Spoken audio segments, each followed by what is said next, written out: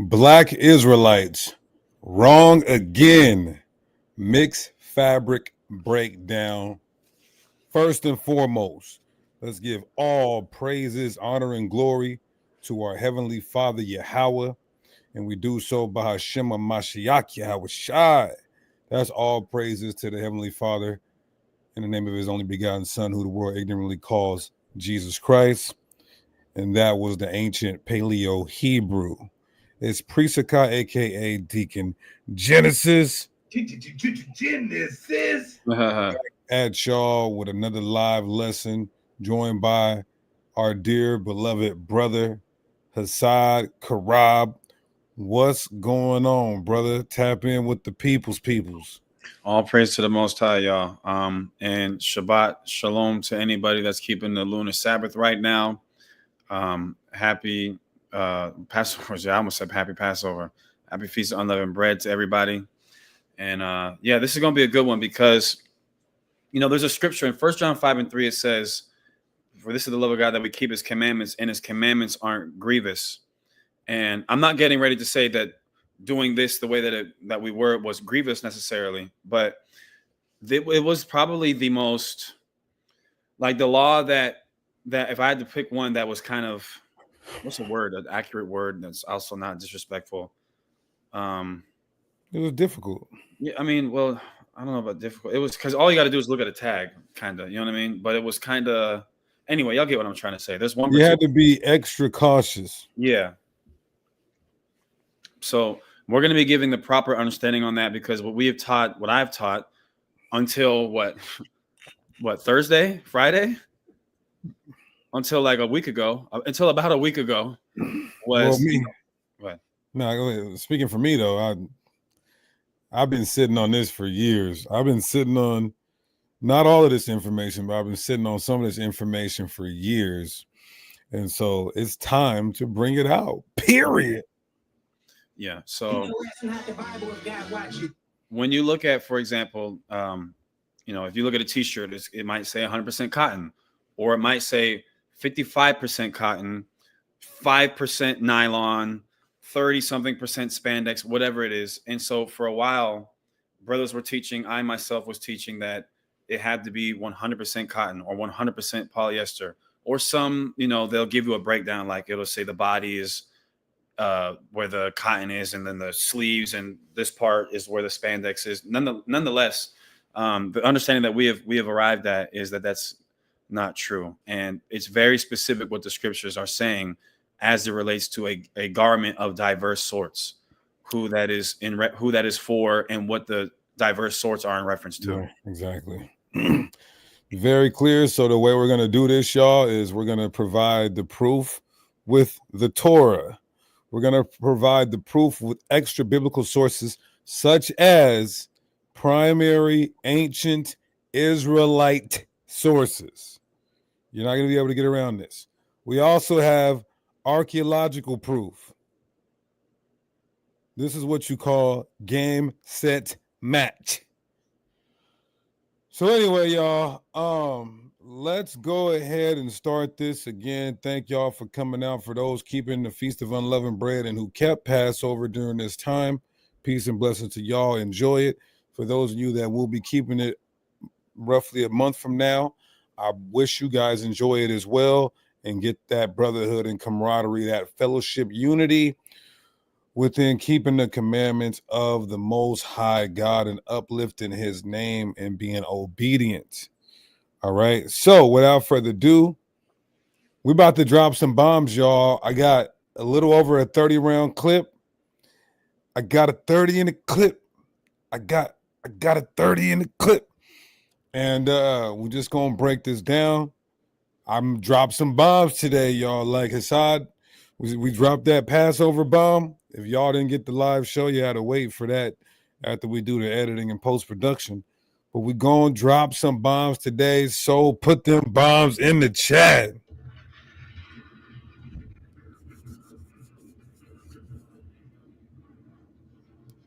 All praises. So I'm going to share my screen. Bombs in the chat. Big G's in the chat. Also, I keep throwing up the little G, but the big G. Boom.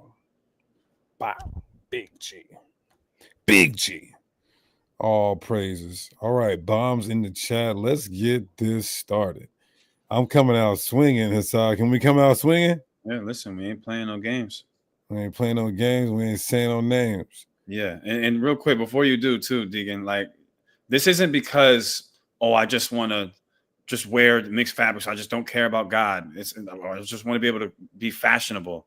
Like I literally, like especially with me, Deacon, you know, like how OD I was on this. I had special socks that I had ordered from Amazon. I'm not BSing. I'm dead serious. I had special socks that I ordered from Amazon that were horrible quality, but they were 100% cotton. You know what I mean? I made sure my underwear was 100% cotton. I could tell you which underwear is 100% cotton. Yeah, it's doable. It's definitely doable. Yeah. But it's not necessary. That's the point. And we don't know. Now, here's a very important thing, too. And this isn't me accusing any brothers of anything, because especially I used to teach this. And if brothers continue to teach this and they say, hey, I don't agree with that understanding, you know, that's one thing. But since we've arrived at this conclusion, and I believe it to be true, we don't want to be guilty of Deuteronomy chapter 4, verse 2, which is adding unto the word. You know, we don't want to be guilty of in Matthew chapter 23, when it says that we were, adding extra. Was it Matthew 23? Maybe I'm thinking of Acts 15. There's extra burdens that were being put on people. So we're trying to liberate. You know what I mean? Break every yoke. Yeah. Break every yoke. I'm not gay no more. Okay, all praise. Somebody said move the water bottle. Oh, it was holding my phone up. That was holding my phone up. Let me hold my phone up so I can take a look at the comments, because I can't see on the screen. All right. So also, too, though, I want to say this last thing. This lesson is motivated and inspired by a plethora of people asking me this. Mm-hmm. This lesson is inspired by a plethora. Like I said, I've been having this information for a while. Not all of it. We put some nails in the coffin leading up to the presentation. But this is inspired by, so you know who you are, all you brothers and sisters who've been asking about this. Mm-hmm. So let's get started. Let me share my screen again. All right. So is mixed fabrics a sin? Is mixed fabrics a sin? You guys are going to be able to use this to destroy anybody, all right? Or is it, huh? You can hit play. You can hit play on the presentation so that way people can see it. You know what I'm talking about? What you mean? Just push play? I think so, right? Doesn't that blow up the screen and make it? Yeah. Oh. And then you can just use the arrows on the bottom right to go to the next screen. Yeah, there we go. Oh, look at you, Hassad. Mm-hmm. You have really come up in the world, bro. Like, I really rock with you, brother.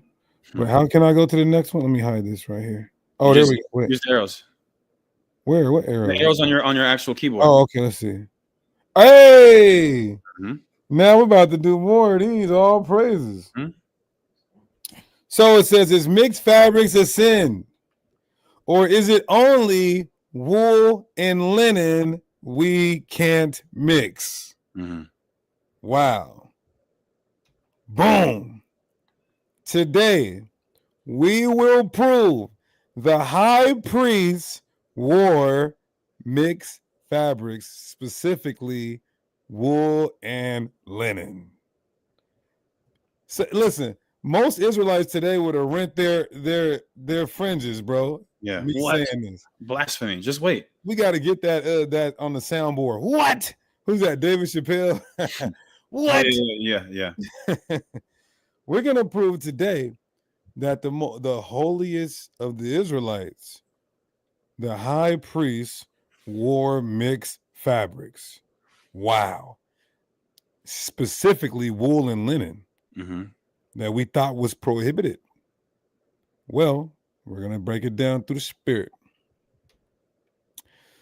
The law prohibiting mixed fabrics is specifically for wool and linen.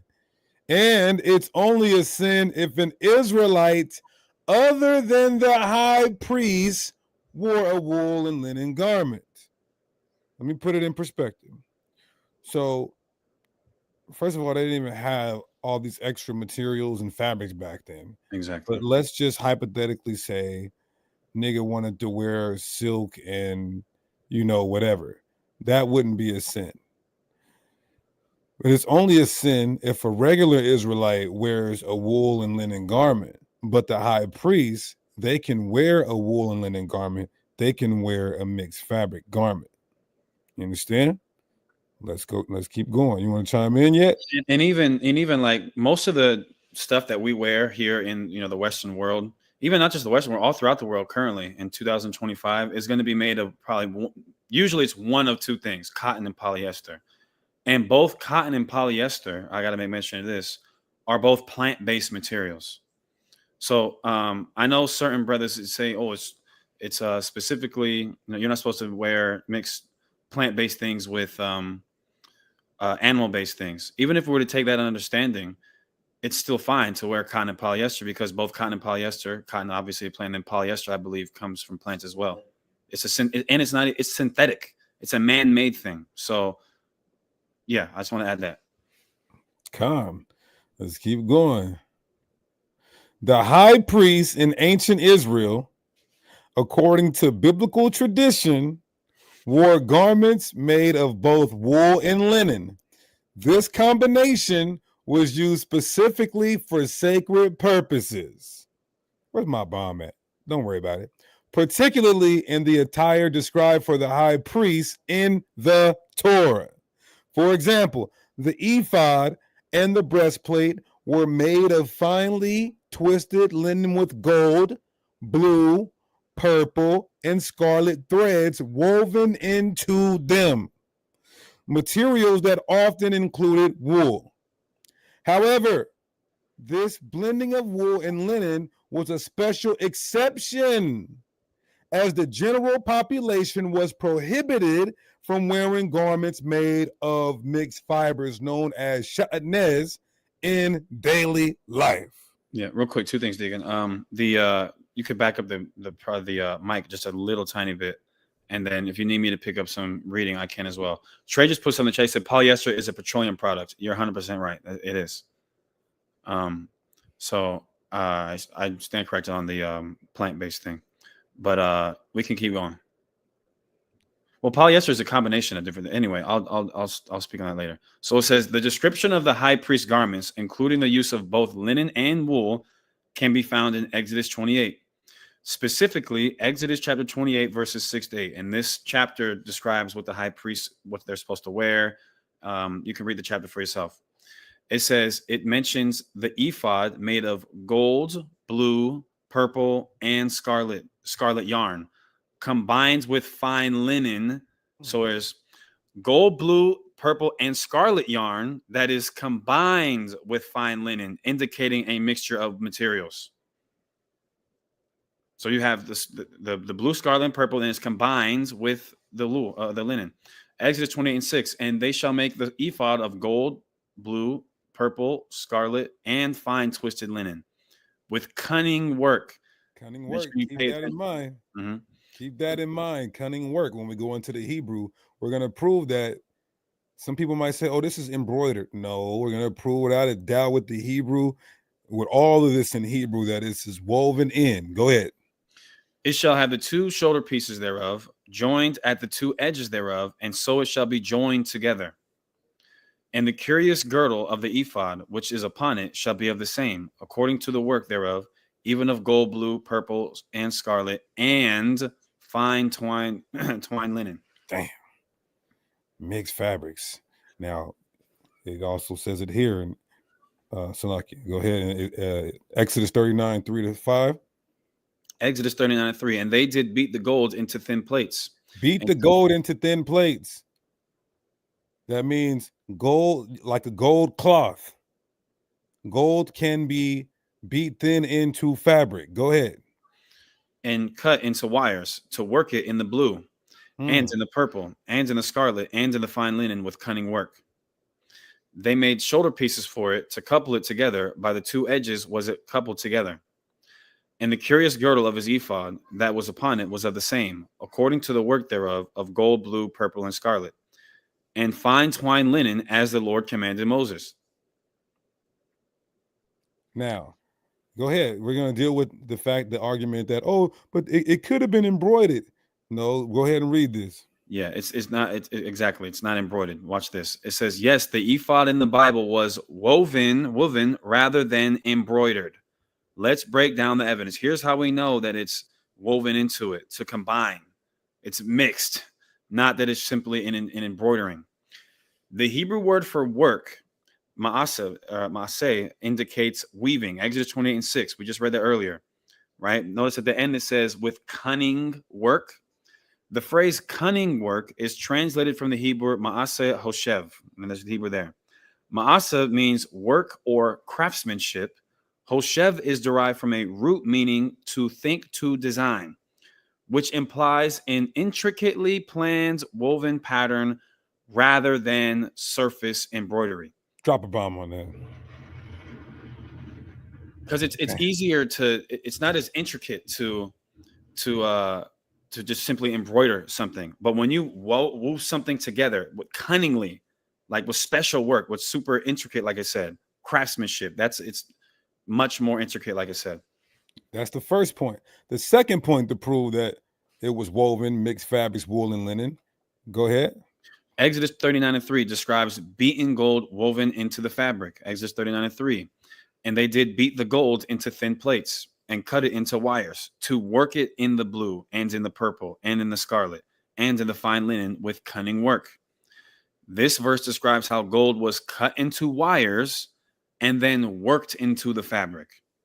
Embroidery is stitched onto fabric, but this description suggests that the gold was woven into the material. Put a 1 in the chat if you follow so far. Put a 1 in the chat if you're understanding so far. 2, if not, 1.5, if kind of sort of maybe in the middle. Okay, we got a 1. 1's okay. All praise to the Most High. So these things, they were mixed together. They were combined. So if you would have saw, if you could get a a tag on the ephod and the things that the priest wore, it wouldn't be 100% this, 100%. It would say 25% blue, 25% scarlet, 19% gold, or whatever the case may be. Right. So let's keep going. It says, okay, so we got some too. So we'll ask y'all to clarify a little bit later, or ask y'all to help us clarify a little later. So it says, embroidery is stitched onto fabric, but this description suggests the gold was woven into the material. This aligns with the technique of weaving metal threads into fabric, which was practiced in the ancient Near East. Our third point to prove that it was woven in, all those materials were woven in rather than embroidery. Go ahead. 3, contrast with embroidery in the tabernacle curtains. So remember, we have cunning work, which is to weave something together, versus embroidery. Watch this. Real quick. Yahweh Banyamyam. As soon as we're done with this, we'll debate it right now. I'll put a link in the chat. Keep going. It says when embroidery is mentioned elsewhere in the Torah, it uses a completely different phrase. Matter of fact, you know what? Hold on. My bad. Let me. How do I stop this? I think you can just hit escape. Okay, let me put a link in the chat right now, because I don't want him to see what's coming up. He got to get hit with the blind. You got blindside him. Yeah, I got to blindside him. Okay, let me put a link in the chat right now. You're gonna have to deal with these ancient sources, brother. You have to deal with this, buddy. Okay, go ahead. Hit that link button. Hit the link.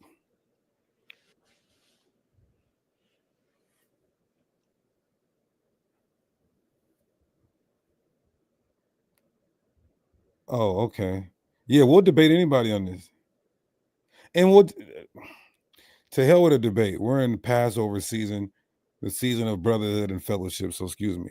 We're willing to have a conversation about it. So we'll go ahead and let you hear the whole matter first. It seems like you just came in, you might want to rewind a little bit. Yeah. So let's actually like structured 90-minute formatted debate. It's probably on this one specific topic is going to be like during the cross-examination, it's going to be 20 minutes of us asking each other relatively the same question. So I think a conversation like Deacon said would be much better. Okay, so we was at point 3, proving that Yeah. It's woven, not embroidered. Go ahead. Right. Because if somebody, here's the why we're bringing this out. If somebody were to attempt to say, well, it doesn't mean that it was woven in, it was embroidered. We've already debunked that, but more evidence to illustrate that it was not embroidered is, I'm gonna read it again. In Exodus 26 and 36, and it says, and thou shalt make a hanging for the door of the tent of blue, purple, and scarlet, and fine twined linen wrought with needlework. Needlework. Needlework here is ma'asa rokem, indicating embroidery. So we already have the Hebrew word for embroidery. The question then would be, why is it using a completely different Hebrew word 2 chapters prior to show embroidery? Why wouldn't it show the same thing for the weaving together in Exodus chapter 28? What the reason why is because they're not the same thing. All right. It says, since the ephod is described using ma'asa hoshev instead of ma'asa rokem, it confirms it was woven rather than embroidered. It uses a completely different word. Pow. Right? Conclusion.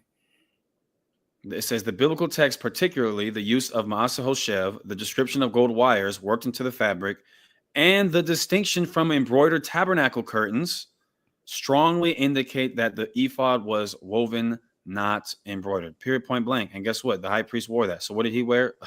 A garment of diverse sorts.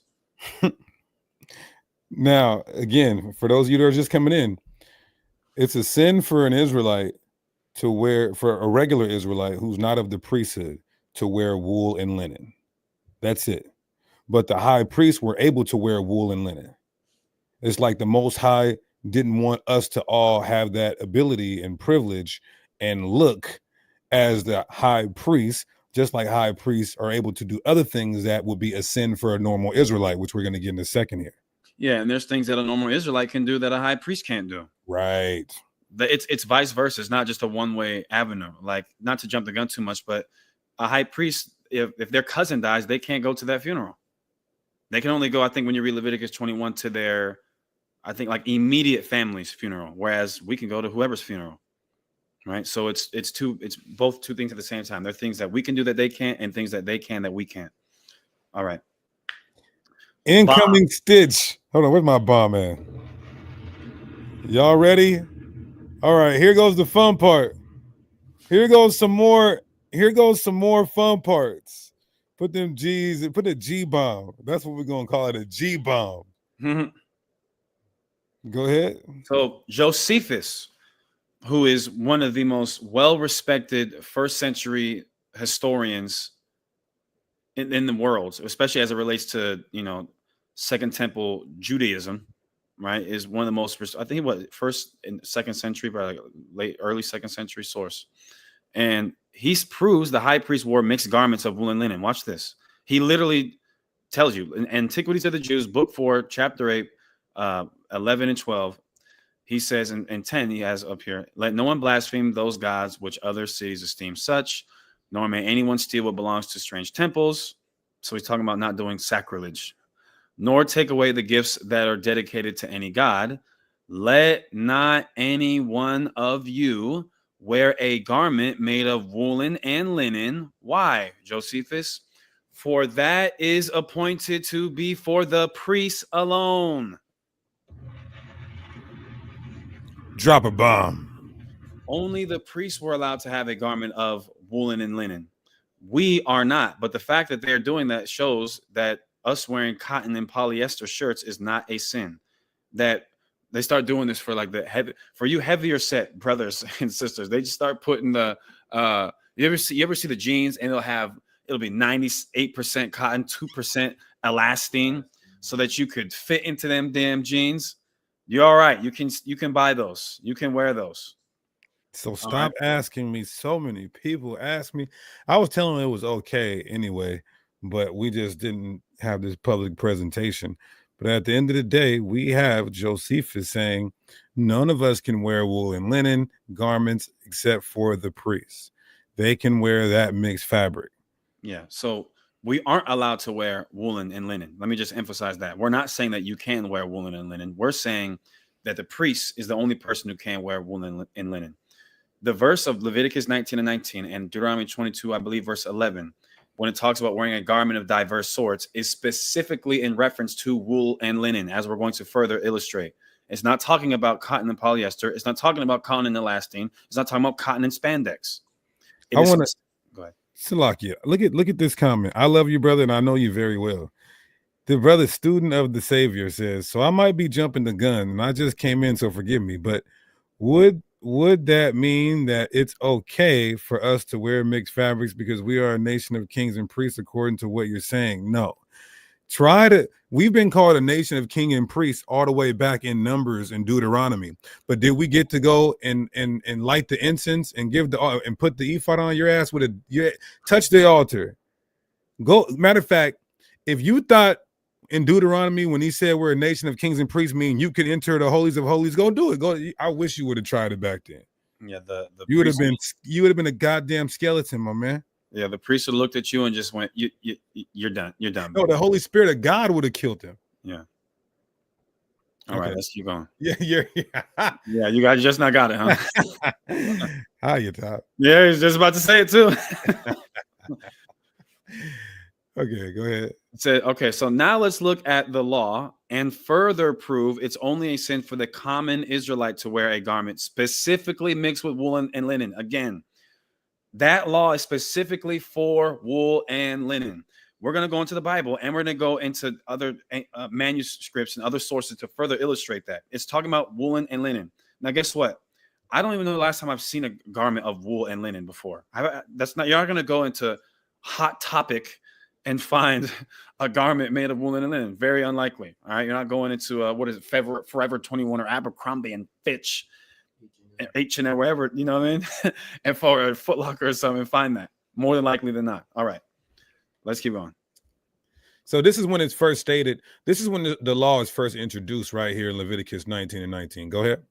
So Leviticus 19 and 19. You shall keep my statutes. Thou shalt not let thy cattle gender with thy diverse kind. Thou shalt not sow thy field with mingled seed. Neither shall a garment mingled of linen and woolen come upon thee. It didn't say a garment of polyester and cotton. It said specifically a garment of mingled of linen and woolen. Wait, hold on. This is a different translation. It's got to be, because the KJV doesn't say that. I think this might be the Greek Septuagint. Hold on. I may have a little. Yeah. Let's see what the King James says. Yeah. So this is not. Neither shall a garment mingled of linen and woolen come upon thee. It is. My bad. It says what it says straight up. My bad. What the heck was I talking about? Hold on. Let me change this.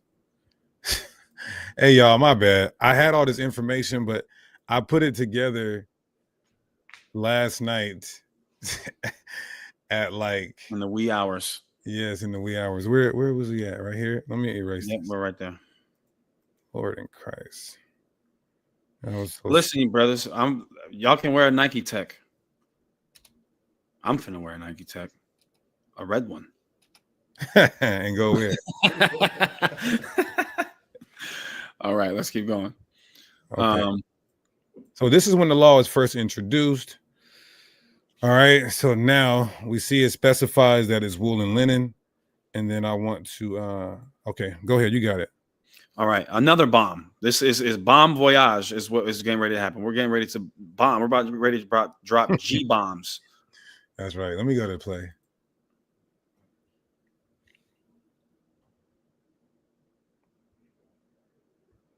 So this is the Targum Jonathan on Leviticus 19 and 19. Tell them what go ahead. My bad. Basically, like our commentary on certain scriptures. Sometimes it's translated differently to give a better understanding, or at least our understanding at that time. Right, and this is around the 1st century, the Targum Jonathan. Now, let me just give you guys some information because I don't want you guys to get this all twisted here when you use the Targum Jonathan. So the Targum Jonathan is our commentary on the prophets. Then you have the pseudo Targum Jonathan is our commentary on the Torah.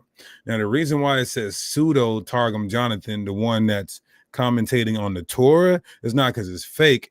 It's just not attributed to Jonathan, but it is some 1st century Jews. All right. So go ahead and read it.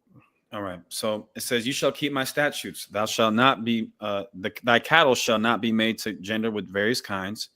Neither sow thy field with mixed seeds, nor put upon thee a garment of diverse materials, as wool and linen. So the diverse materials are wool and linen, because back then we didn't have polyester. Back then we didn't have spandex, and even cotton. I don't even know if we were dealing with making cotton too much back then, or even silk, maybe in small quantities.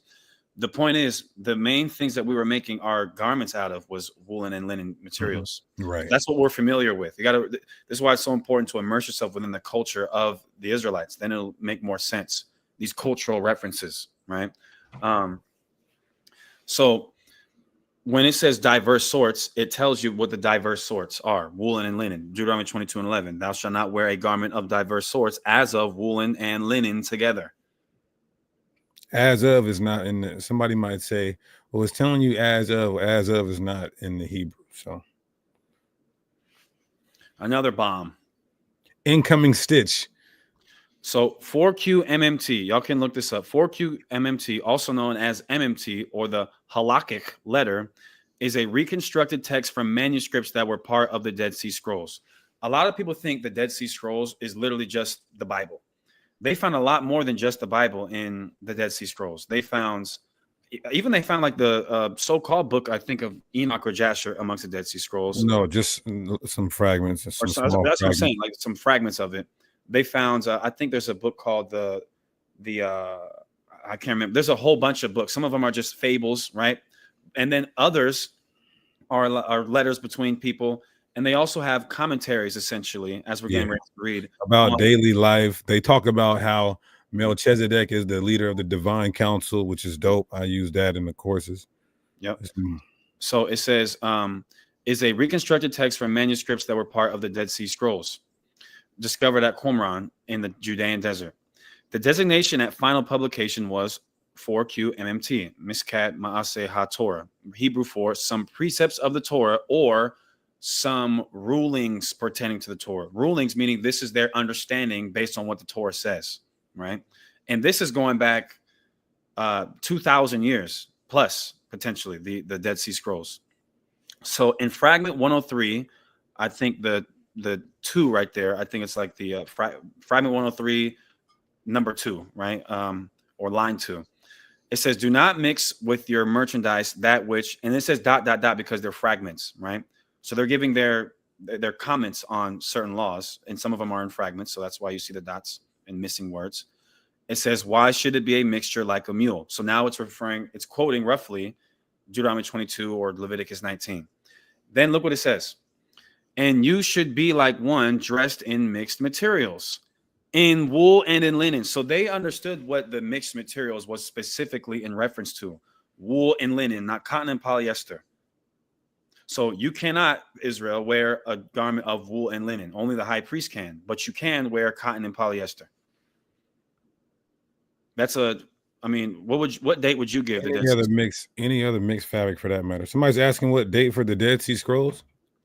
Yeah, what date would you give? It's anywhere from 200 years before Christ to about 100 years after Christ. So this is, nonetheless, it's a source in antiquity that verifies our stance regarding this.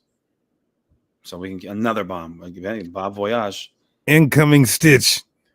The priests Zeke were mixed with wool and linen. Shout out to IUIC. What's that brother saying? Which one? I forget him. The one he's Haitian, I think. Yeah, I don't know what his name is. He says Zeeks. I'll kick you guys out for wearing Zeeks. Well, here's some archaeology that said the high priest was wearing Zeeks. This source is from the JPS Torah Commentary on Numbers by Jacob Milgram, New York, Jewish Publication Society, page 203. This was found in the time of the Qumran caves, I believe. Go ahead and read it. It says, in fact, white linen cords and dyed woolen cords were found in the Barcoba? Yeah, Barcoba caves, proving that the rabbinic teaching was actually observed. Shatnez is forbidden because it is a holy mixture, reserved exclusively for priests and forbidden to non-priests. That's Satan to a deacon. That's Satan too. That's a nuclear bomb. Hi.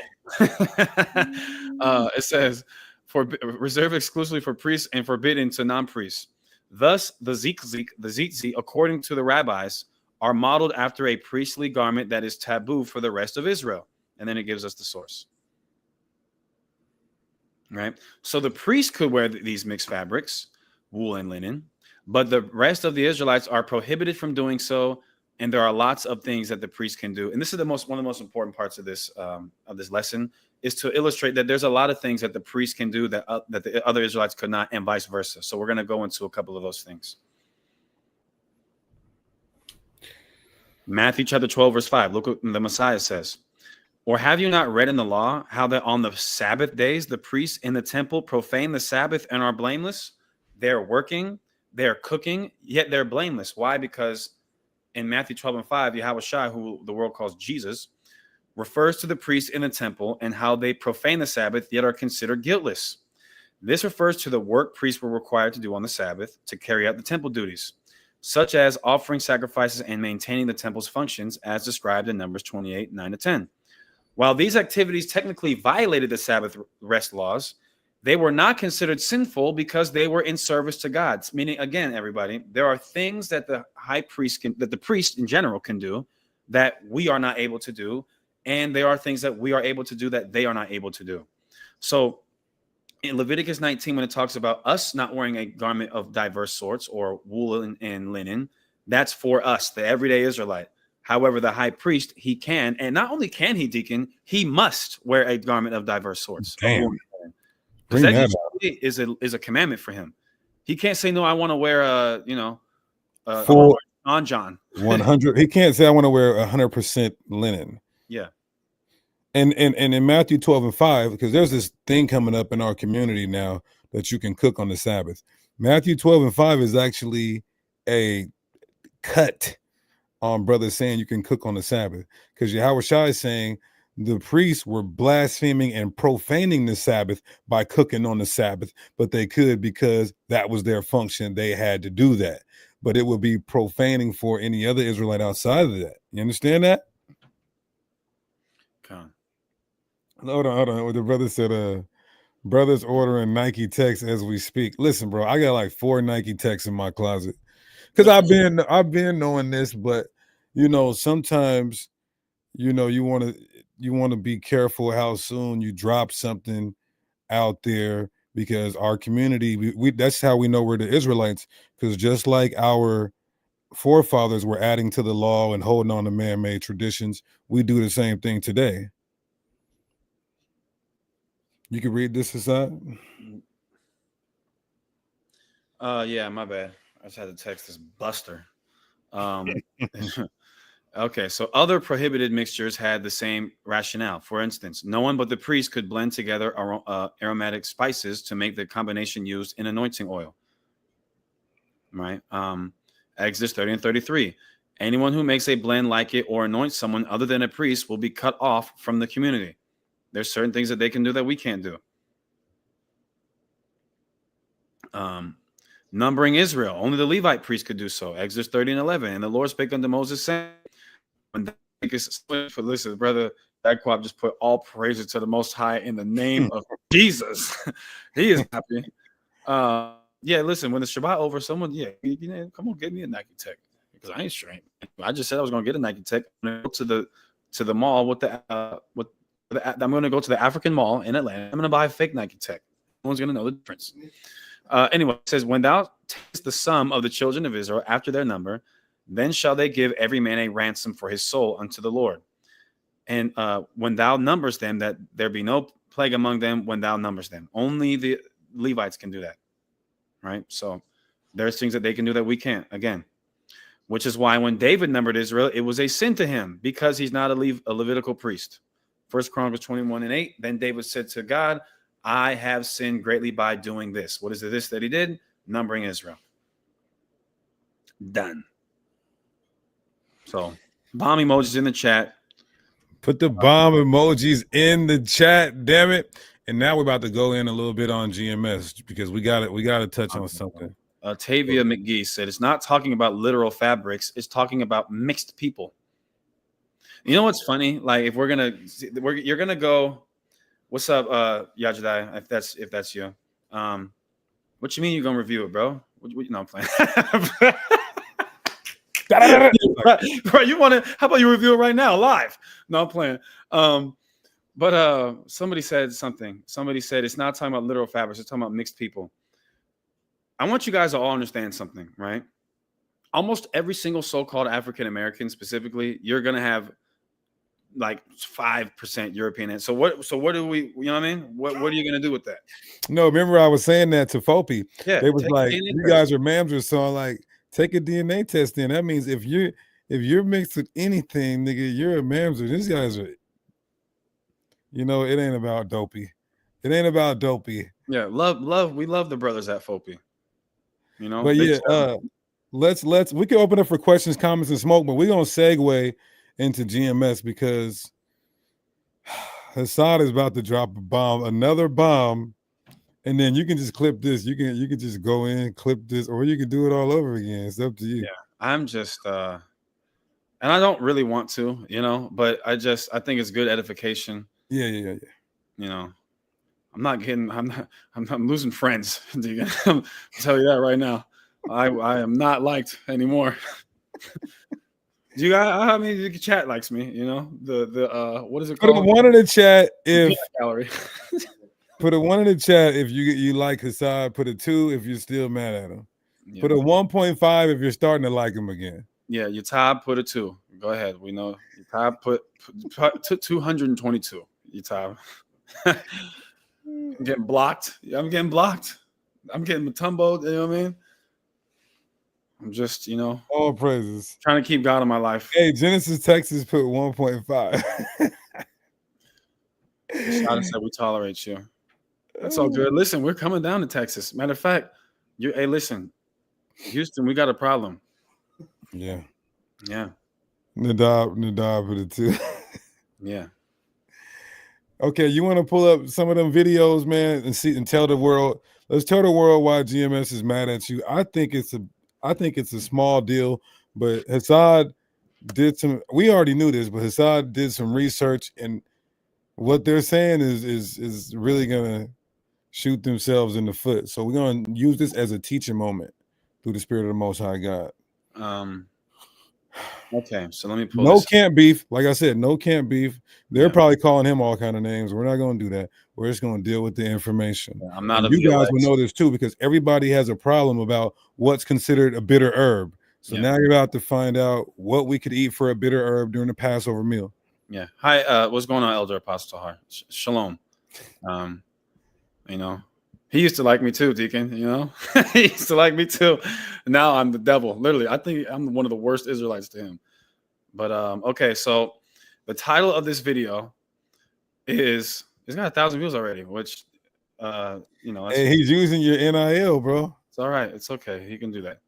So the title of this video is Brother Hassad.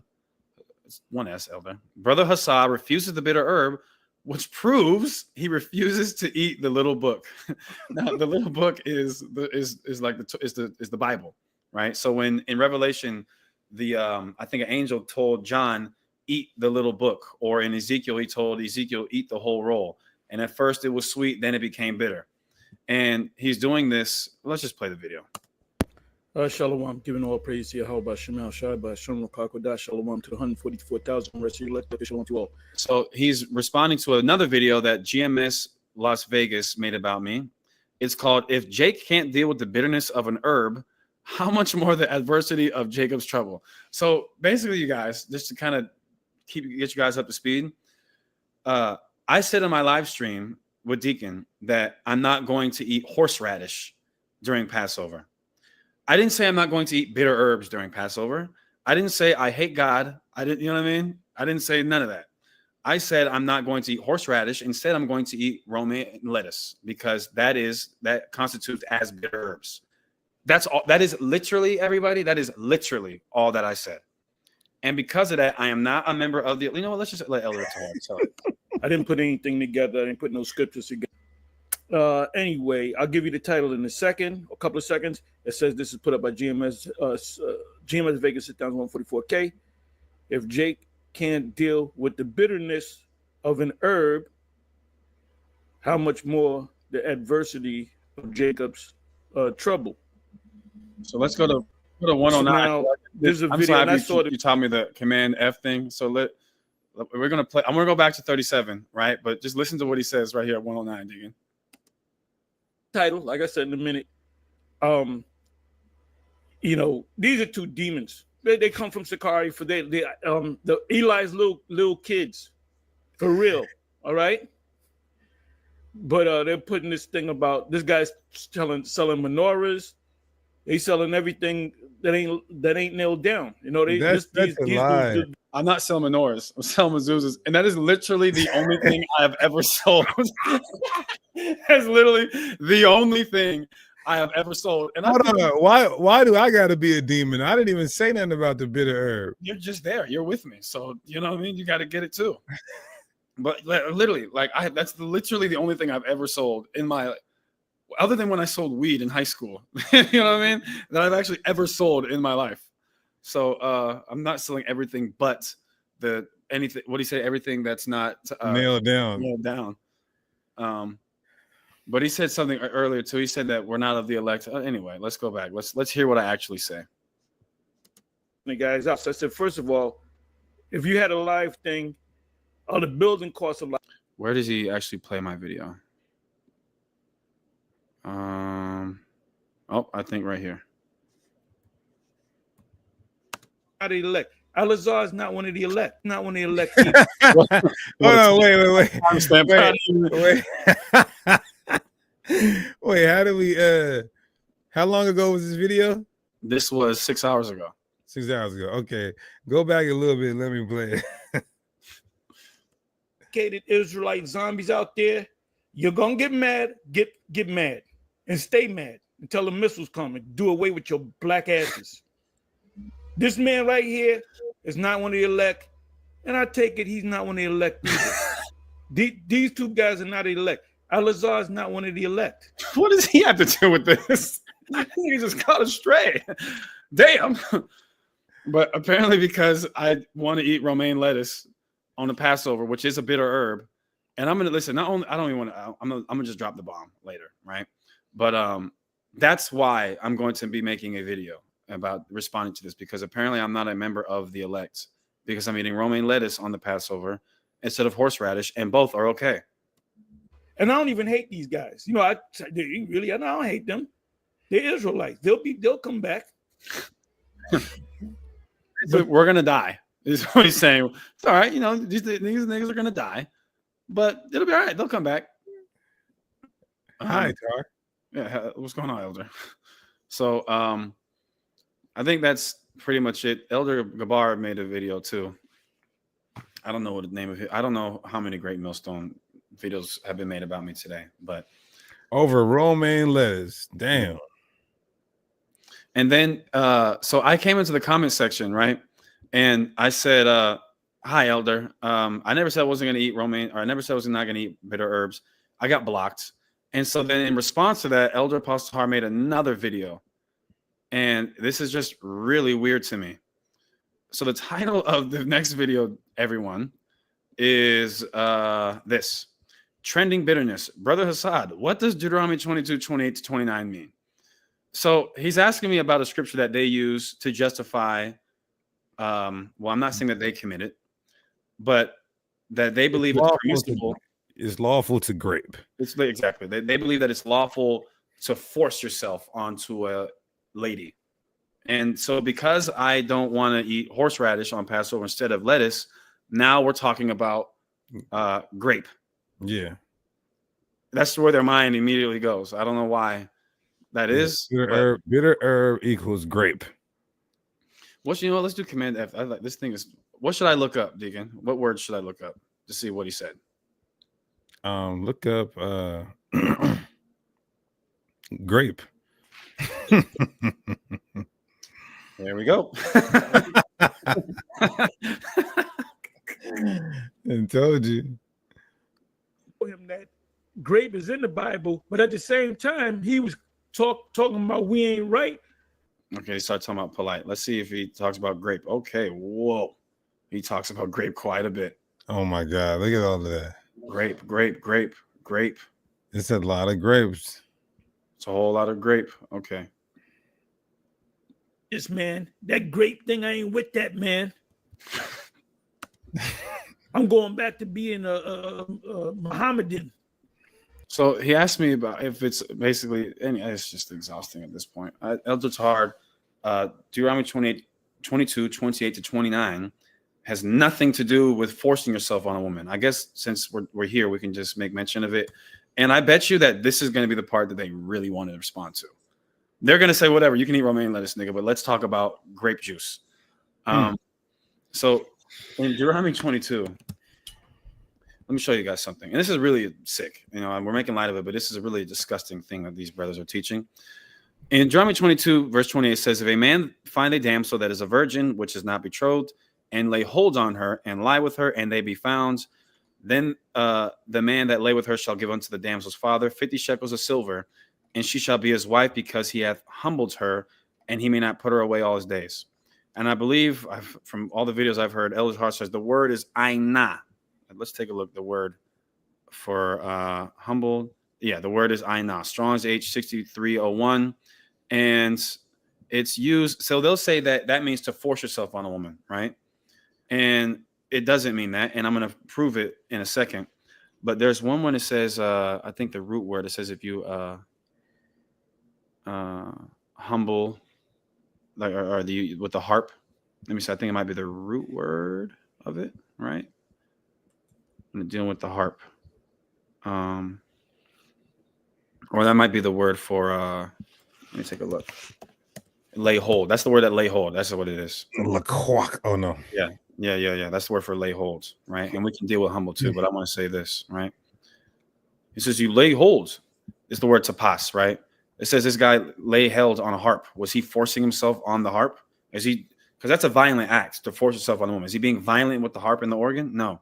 Furthermore, in Deuteronomy 22, there's already a word for forcing yourself with a woman. Look at this.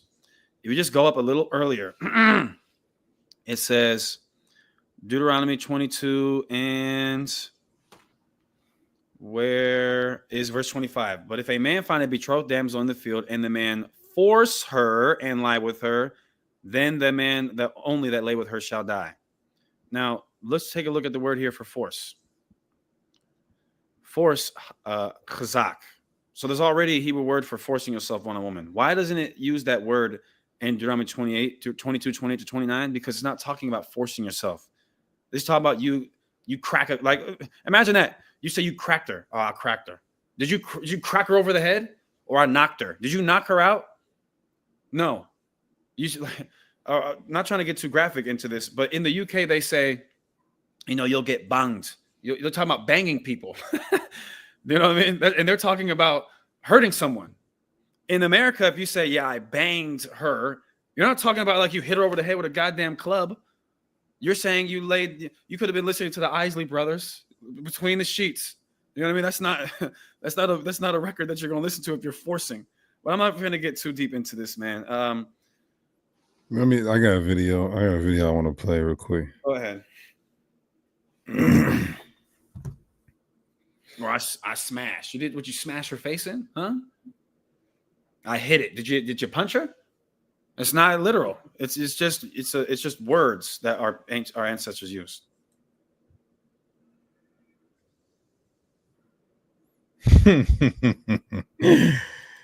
I remember that I got mad at it. Let me see. All right, y'all. What's your questions, comments, and smoke? Questions, comments, and smoke.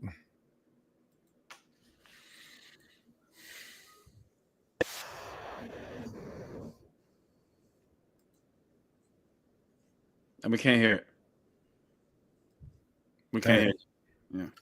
Okay. Is this if I want a woman, I'm a... Yeah. Oh my God.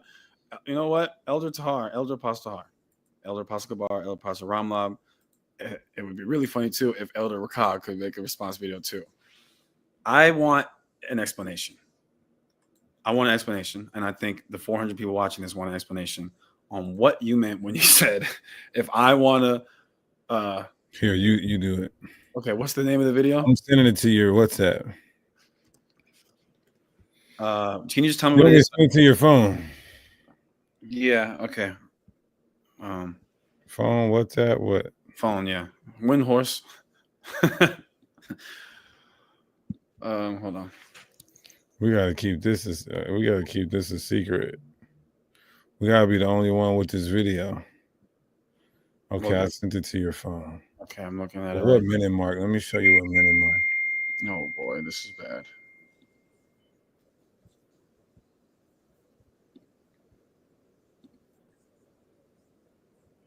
Now go to 1 minute and 14 seconds. 1 minute 14 seconds. Of women is to get raped. We never taught a quote unquote rape doctrine. Now you gonna tell me, oh, you can't rape a woman? If I feel like raping a woman, I'm gonna rape her. What did he say? You gonna tell me, oh, you can't rape a woman? If I feel like raping a woman, I'm gonna rape her. Damn. They should have been it's just repent, keep teaching the law, statutes, and commandments, and maybe leave other people alone. I think that'll be good for you guys. You shouldn't throw stones if you live in that type of a house. I don't know what house is that? Is that a glass house? I don't know if that's a glass house. Come on, elder. Now you gonna tell me, oh, you can't rape a woman? If I feel like raping a woman, I'm gonna rape her. Pretty much that's a lie. When people say, Wow. oh, y'all teach a rape doctrine. Now you gonna tell me? He said, if anybody couldn't hear it, he said, people are gonna tell me that I can't. He used the art grape a woman. If I feel like graping a woman, I'm gonna grape me a woman. He's what's sad is he talking about it so casually, like it's somebody's rebuking him for eating too many cheeseburgers or something. You could tell me I can't eat a cheeseburger. If I feel like eating a cheeseburger, I'm eating me a damn cheeseburger. Okay, let's take a look at the comments. Somebody said, "Will we be willing to discuss John 1:1 with Brother Yahweh?" Of course. It's only been misrepresented by brothers who mischaracterize the information, but it's clear that you at least understand the position, Deacon. I believe I understand it. Let me know if I'm wrong. I thought that they're saying he did not pre-exist. Well, they're saying that we all pre-existed in a certain respect, but I think he's saying ontologically, as as the independent entity. Yeah, so that's what I believe their position is. Brother Joel, if I'm incorrect, then I apologize. Okay, let's see. Any questions, comments, and smoke before we close this little short class out? Any questions, comments, or smoke? Does the law on usury only concern loans, or can it? Yeah, just loans, because if you sell somebody a product, they buy it, they don't have to pay you back. And anybody that wasn't able to attend the Passover, listen, y'all. Hopefully, the next Passover is with Christ in the kingdom. But if we're still here in captivity next year, you got to make it to the Passover. All right, it was a beautiful time. Put a 1 in the chat if you was at the Passover in Charlotte, North Carolina, had a good time. All praises to the Most High. Yeah, sis, it's sad, Sister Yaya. It's definitely sad, but it just proves that we are the Israelites, because we were doing a whole lot of madness back in in the Bible too. Somebody said, "What was the bomb y'all dropped?" Wait for the post-production.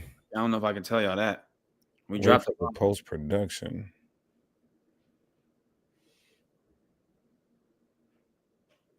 Somebody said they wanted to ask a question verbally. I was there in the spirit. All praises.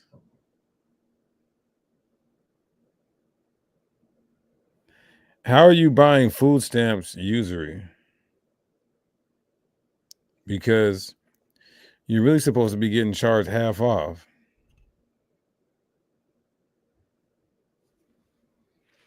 I don't think that's Yuri, my boy. Look at this comment, man. Who is Jeff?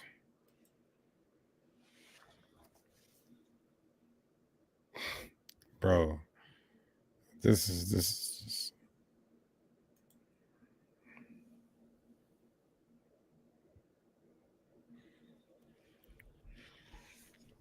Jeff, you need to be home. Jeff, you need to sign up to the Genesis Varsity Online Academy specializing in Hebrew apologetics. And I'm glad that bro says something about the Passover. I want to play this. If y'all haven't seen this, boy, we did it. It was going down. Genesis on your mind. Genesis on the grind. Big G's, not the little ones. Big G's, not the little ones. Big G's, not the little ones. Stay down till the missiles come. Big G's, not the little ones. Big G's, not the little ones. Big G's, not the little ones. And I heard they want smoke, I'ma sizzle some. Yeah, this ain't a rap, it's a eulogy. Killed every hater that was acting like they cool with me. Yeah, no, y'all, that was it was a time, man. It was a time you just had to be there, man. You just had to be there. Green and gold thing, big G's. This camp, y'all, let me take this camp is really based off of brotherhood, camaraderie, and unity, man. When I seen these brothers in the flesh and how much they love each other, like that was just incredible, man. That was absolutely incredible. And that's what we want to continue to build. You know, we love the knowledge, wisdom, and information, but we want brotherhood, love, and unity, man. These brothers have already been fellowshipping with each other leading up to the Passover, whether it was in the chats or in person, flyer duty, camp duty. And the love that they showed for each other, man, is just outrageous. I mean, just, man, it's emotional. It was an emotional time it was an emotional roller coaster through the ceremony. I had to keep it together inside, especially when the elder priest Daniela started speaking that fluent Hebrew. I was like, Lord in Christ, all praises. Okay, let me put a And Aaron and everybody just got the illest Genesis gear, and I'm over here in a t-shirt that I just took out the dryer. I need some good gear. Okay, gather yourselves. What's going on? Shalom, brother. Can you hear me? Yeah. Yes, sir. Yes, sir. So I just wanted to ask a question. It has nothing to do with topic, so is that still okay? Yeah. Okay. So I have a congregation, but I need some type of counsel in the sense of if you guys say you guys are out there at camp teaching, right? And then a brother or a sister, but in my situation, a brother comes that's in a unfortunate situation. You know, he's homeless. He seems to be listening, wanting to learn, but he's homeless. You know, you have yourself a building and all these things. But would it be wise to have the brother on the first or second time from coming to camp when you go out and teach to then come back to the building with you all, knowing that there's children, women, etc.? Or should you prove the brother more? Let him show up more often, and see how sincere he is and where his mind is at, knowing that he's in a unfortunate homeless situation, to see where his mind is really at. There's a scripture I'm trying to find in Sirach that literally speaks on this. Is it Sirach 12? Except not every man. You don't think of that, Deacon? In Sirach, yeah. Is that? Here we go. Sirach 11. I'm gonna read Sirach 11 in the GNT. Watch this. Appreciate that. Yeah, got you, bro. It says 29. Let's see. Wow. Look at this, brother. I'm gonna share my screen. All right. Also, I'm brother Kaya, by the way. Salakia Kings. Okay. This is Sirach 11 and 29. Be careful about the kind of person you invite into your home, because clever people can fool you in many ways. Boom. You got to be careful about who you invite into your house, who you let in the school, especially if there's women and children there. You don't know this. You don't know what type of character this person has. You don't know what they're wanting. Maybe steal, harm somebody. Who knows what they're going to do? So you're going to have to. If the Bible says if you would get a friend, prove him first. You got to prove people because you know what type of person they are. Right. So I definitely would agree with that topic, but when I did mention it to one of my brothers, he didn't really agree. So I wanted to see what you guys had to say about that. And what would you say would be like if it was you guys, for example, what would you say would be a good time period you probably would really prove that person, knowing everything that they're going through? I couldn't give it a time period because it varies on a case by case basis. Depending on what type of person that person is. I guess a rough estimate. Shoot, I mean, I don't know. What do you think? I made at least maybe a month, maybe. From what I know, all I know is the brother is, as I said, he's in a rough situation. He's homeless. He doesn't have a place to stay, etc. And he seems to come, and it's his second time pulling up while we're out teaching. But let me ask you this, brother. Did he ask you guys for money the first time he came up, or the second time? No, he didn't. He didn't. Okay. Well, maybe it could be a situation where he's just waiting. He's just trying to use you. So you don't know. You have to be careful. You know. Well, maybe he's not. Or maybe he's not, but you don't know. That's what I would say, unless Deacon, you got something else to say. When you and your brother both feels right about it, you guys need to be collectively making decisions. Okay. I'll definitely keep that in mind because I have been in a situation before with a sister, except this was a while ago when I first came in the truth. A sister, she basically wanted to be a part of something I was doing, and she just straight out asked, hey, could people help me with my rent, etc.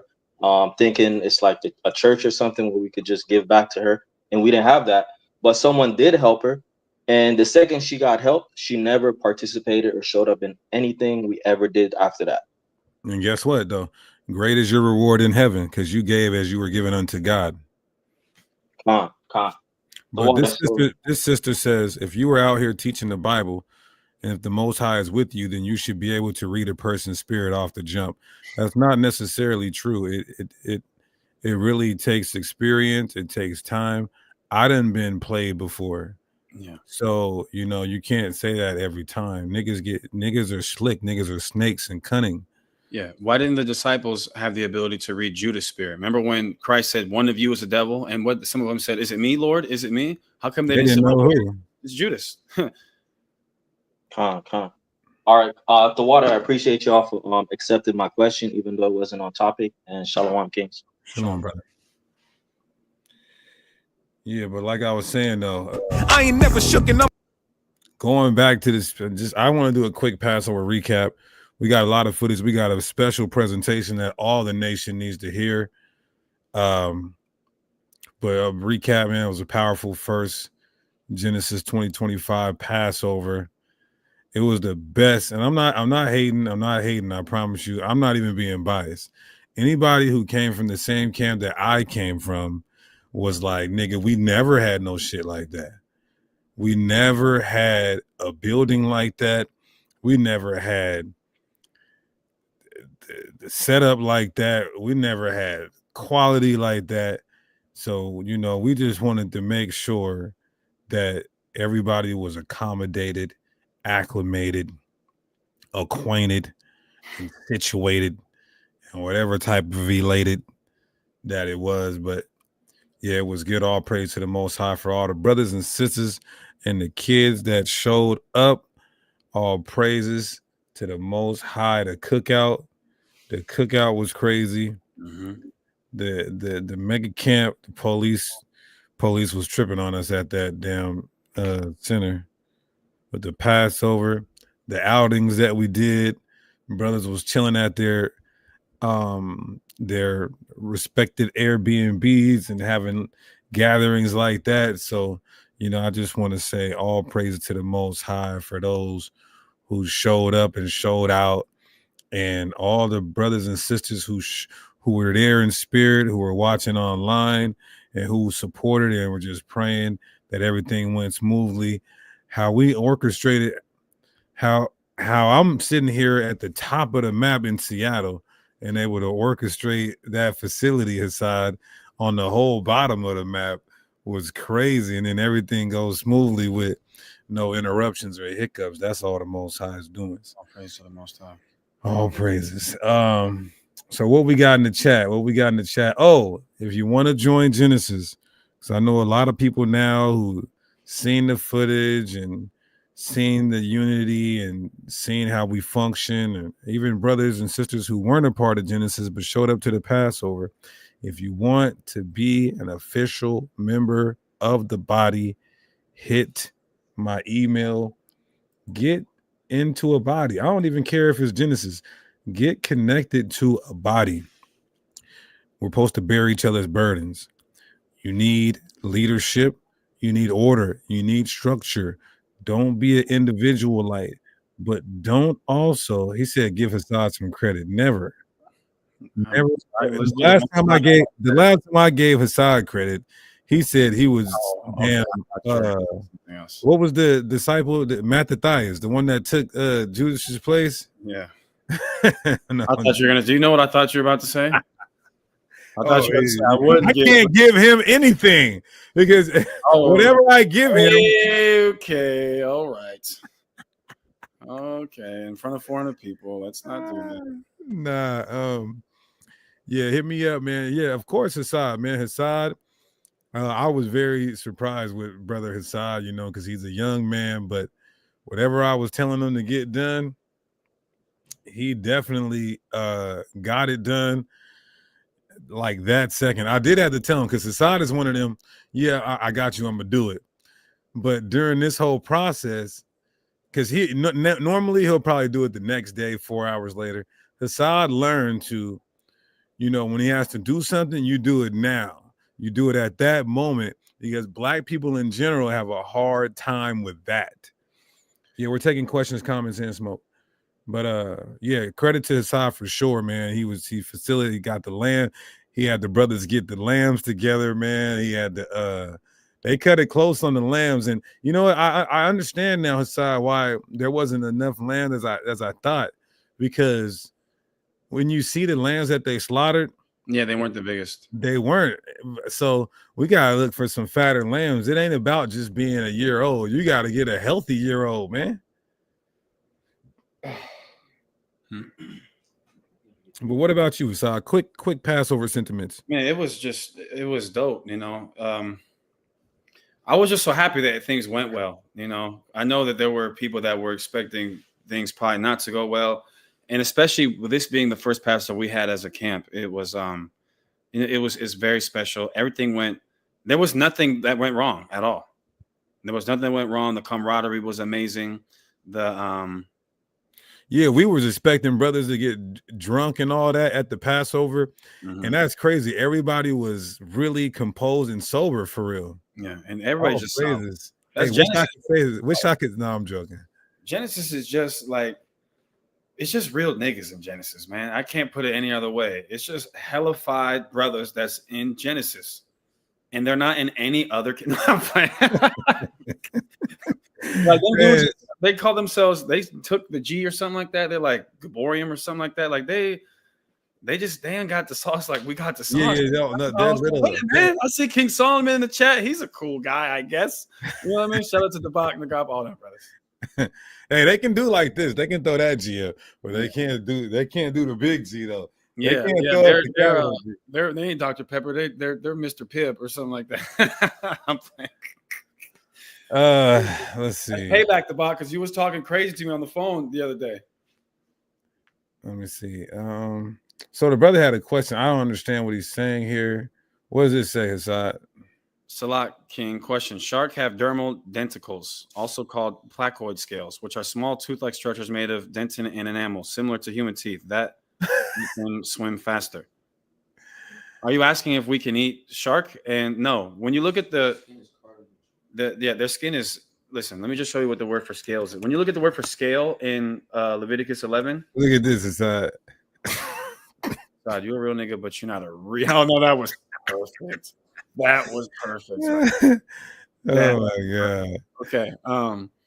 But in Leviticus 11, let me pull it up real quick, right? When it talks about scales.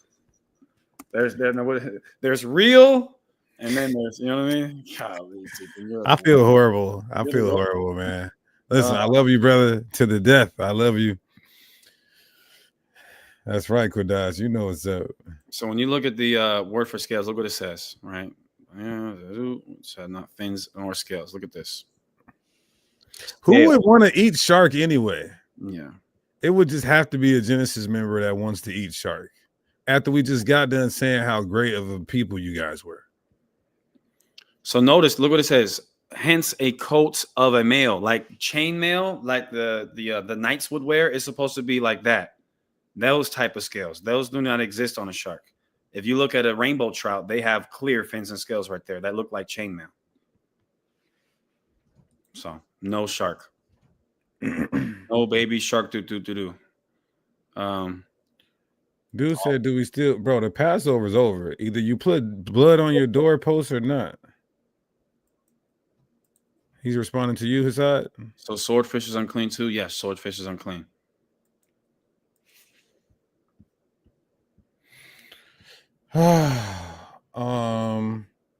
Any other questions? Somebody said a shark sandwich. Ugh. That just hurt my stomach. Uh-oh, here we go, Hassad. Yes, seaweed is lawful. And sea moss. And sea moss is lawful as well. Give him a quick synopsis. Yeah, so in Leviticus 11, let's look at because, I used to teach that as well, that you're not allowed to eat seaweed or sea moss. But let me just show you guys something really quick. This will take 2 seconds. All right, look at this. So in Leviticus 11, look what it tells you. When at the conclusion of it, verse 46, this is the law of the beast. So it's concluding what it said from 1 all the way to 46. This is the law of the beast and of the fowl and of every living creature that moveth in the waters and of every creature that creepeth upon the earth. When you look at the word for creature right here, right? Every moving creature that's in the water, it's the Hebrew word napash, Strong's H5315. I would challenge anybody to illustrate any time where vegetation is called napash. Napash is like a sentient being, like a cow or a lamb or a chicken. A seaweed, plankton, is not a, you know what I'm saying? It's not napash. We should do makeup Passover in Houston. Hey, check your phone, Deacon. See what I texted you about an hour and 4 minutes ago.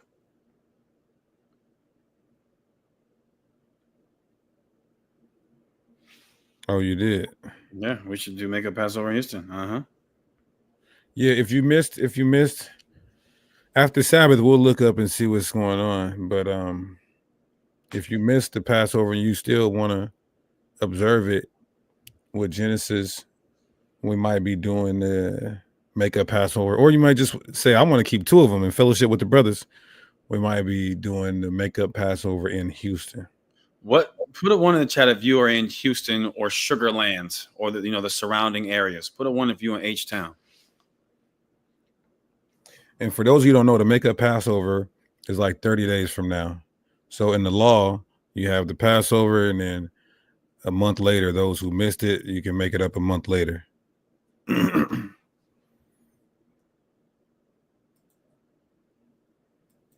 What's up, my brother? Shalom, Kadash. Okay, so we got a few people that's in Houston.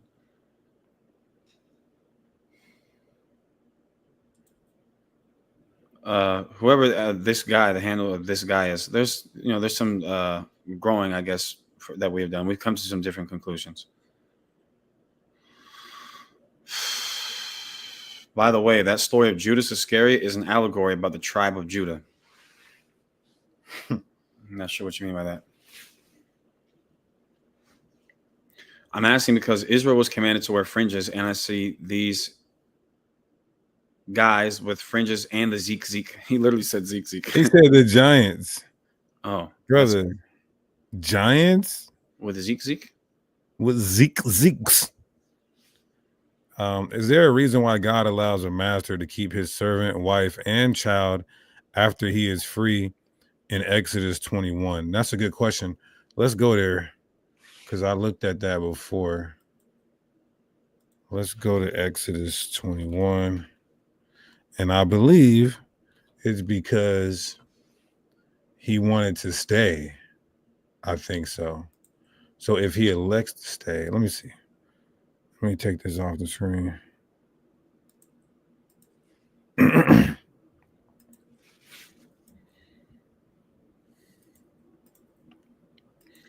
GMO Yashar, what do you mean? I mean, Paul is very clear what his stance is in Corinthians concerning that. Okay, so this is in the NLT, right? Is Exodus 21. These are the regulations. If you buy a Hebrew slave, he may serve you for no more than 6 years. Set him free in the 7th year, and he will owe you nothing for his freedom. If he was single when he became your slave, he shall leave single. But if he was married before he came a slave, then his wife must be freed with him. Hold on.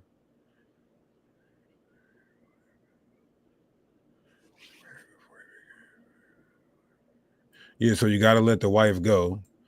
Like if you took him when he was single, you let him go. If you took him and his wife, then you let them both go. If his master gave him a wife, while he was a slave, and they had sons or daughters, then only the man will be free in the 7th year, but his wife and children will still belong to his master. Why?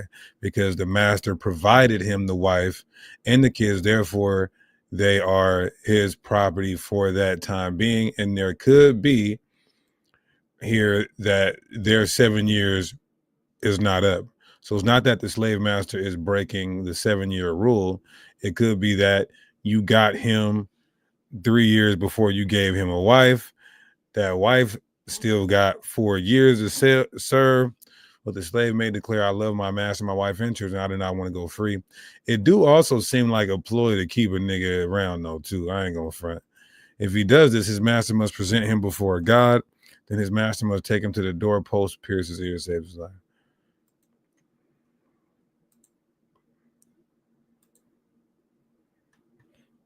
What we got in the chat?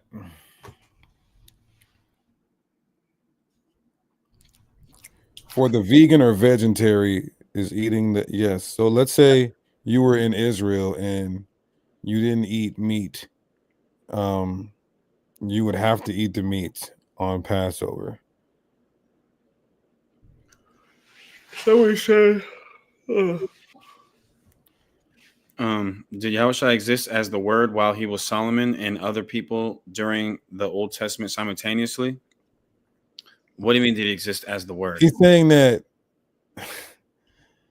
yes, the Word embodied Solomon, or Solomon, it was the embodiment of the Word. So, I mean, yes, it's at the same time, but not two different entities. Brother Jay, yes, there is the makeup. Hold Feast on. of Unleavened Bread, yeah. Yeah. It's a month after the regular Feast of Unleavened Bread.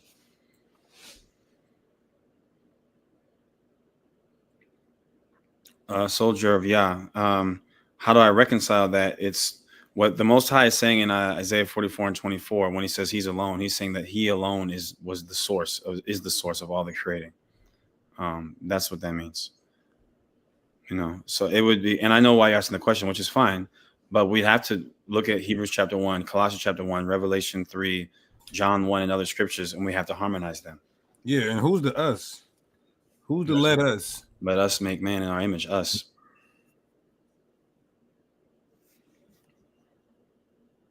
No, you're sure, you're good.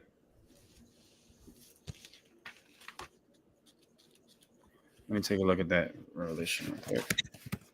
What did he say? And it was given unto him to make war with the saints and to overcome power and powers. No, that's the kindreds right here is all people. Now, if you want to double down, though, right there.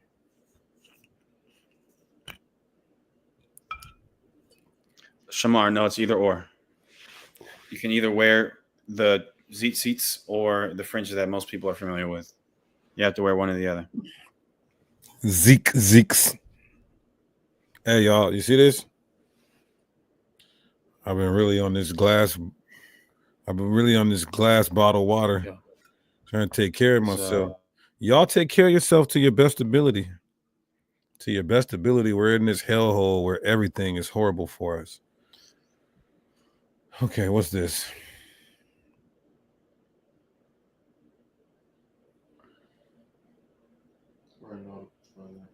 So we're good? Can you get nailed to the cross without breaking a bone? The same way we just killed 3 lambs without breaking a bone. More right there. Why 4SL?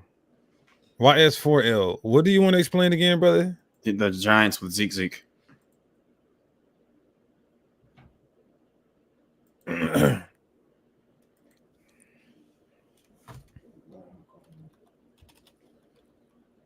Is it wrong to not drink wine on Passover? Yeah, because Christ told you to do so. So you should listen to what he says.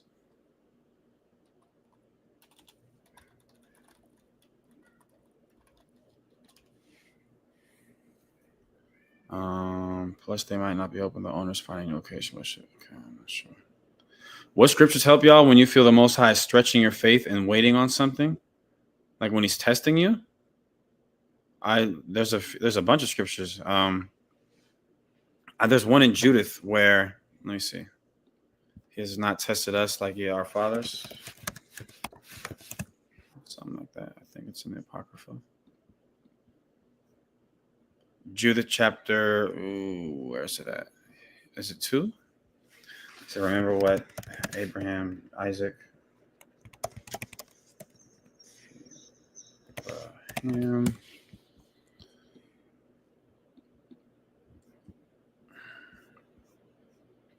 Judith 8. It says, Judith chapter 8, verse 25. Moreover, let us give thanks to the Lord our God, which tries us, even as he did our fathers. Remember what things he did to Abraham. Think about what God did to Abraham. He told him, hey, listen, just go to this random place that I've never told you about. When you get there, you know that your kid your kid Ishmael and your wife, get rid of them. You're going to have another kid. Oh, then he has that kid. And he says, hey, that kid, go kill him. Abraham went through a whole lot. So we have to put what we're going through into perspective. It says how he tried Isaac and what happened to Jacob in Mesopotamia of Syria when he kept the sheep of Laban, his mother's brother. For he hath not tried us in the fire as he did them for the examination of their hearts. So I'm not sure what it is you're going through. It could be very bad. But we got to remember, all the righteous men in the Bible all went through something. There's not a single righteous person in the Bible that never had to go through it. And every single time they went through it, they were rewarded greatly. So just remember that. Look at that. Hey, quick drop. Shout out Rayak Tassels. You understand? Shout out Rayak Tassels. Go, hey. Diamonds on me, dance. That's what this look like, diamonds dancing. Yeah, you see me shining. You see me shining like white diamonds simply because I'm timing. After Shabbat, make sure y'all grab some for sure. Rayak Tassels, baby. Go ahead and post that in the chat. Watch these though. Green and gold will never fold. You went and cop some. Listen, you went and cop some Zeets. I got the better kind. The Bugs Bunny straps and snatch the patent leather kind. Baraka, Shalom, would frozen pancakes and waffles be considered okay for a feast of unleavened bread? No, I don't think so. I'm almost 100% sure. Absolutely not. Can you do a breakdown on the 2/3 in the wilderness? Yeah, we can. I think that's. We already did that. We already did, actually. Oh, but go ahead real quick. Yeah, the 2/3 in Zechariah 13, when it says, and it shall come to pass that in all the land shall 2/3 of my people cut off and die. That's referring to when the Israelites are going to be gathered into the wilderness, according to Ezekiel chapter 20. And 2/3 of our people in the wilderness are going to die. That's what it's referring to. Thinking John the Baptist is Elijah. Off top of it, Matthew 17:11, the disciples thinking John the Baptist is Elijah. If that's not so, what scripture should I read to better understand that? No, he was Elijah. That's why Christ said in Matthew 11 that from the even now the kingdom of heavens he said the kingdom of heaven suffers violent, the violent take it by force. For the law and the prophets prophesied until John, and if you can receive it, this is Elijah. He literally called him Elijah. Can you guys speak to the variant for John 3 and 34? Let me double check on that one. I'm pretty sure what that one says. But I think, let me just double check. The variant, I wasn't familiar, actually. I'm not familiar with this one. When it says he's not given the spirit by measure. You said there's a variant? I didn't know about that.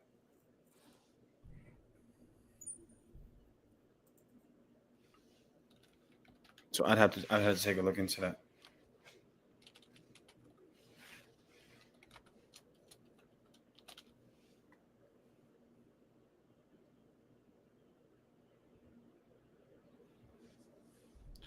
Yeah, so it says some manuscripts include the phrase unto him, referring to Jesus in the verse, while others do not. The verse typically reads, for he whom God has sent speaks the words of God, for God gives the Spirit without measure. In some versions, it says unto him. So whether it's unto, this is the type of shit that West Huff be talking about. These variants that have no bearing on the context. Somebody's getting the Spirit without measure, whether it's Christ or not. Because one is saying, for he whom God has sent. So somebody gets sent, speaks the words of God. Somebody's speaking the words of God. For God gives the Spirit without measure. I just don't understand. I don't even understand the point. You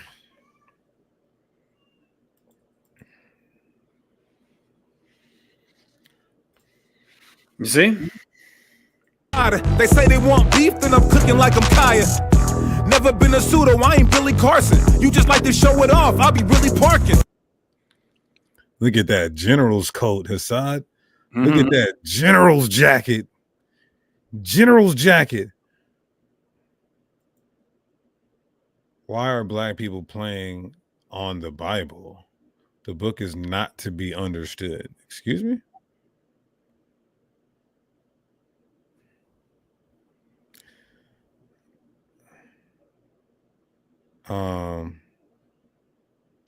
Uncle Leroy. I'm not sure what you mean, Uncle Leroy. Leroy! Y'all, I got jet lag. Charlotte, let me tell you something, Charlotte. This guy said we are from Kemet. Let's get him on. Let's get him on. We want to talk about Kemet, brother. Let's get you on here. Talk about Timid Kemet. Let's talk about Kemet, Timid. I mean, Timid Kemet. Okay, let's see.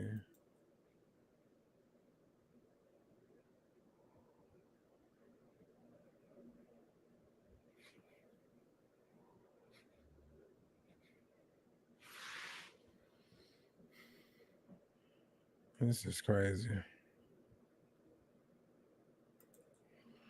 Somebody said, even for Roe to show up, that was powerful. He could have been getting money, keeping Passover and anyone else, but he popped out. Shout out to Roe the chef for pulling up to the Genesis Passover. All praises.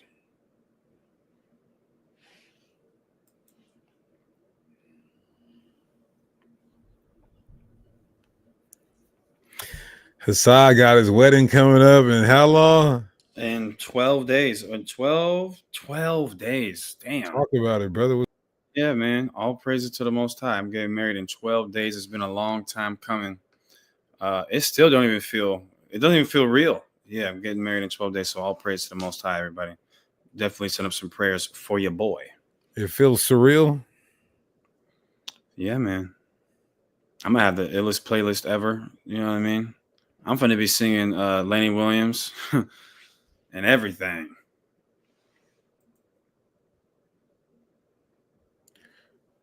Your question didn't get answered, brother?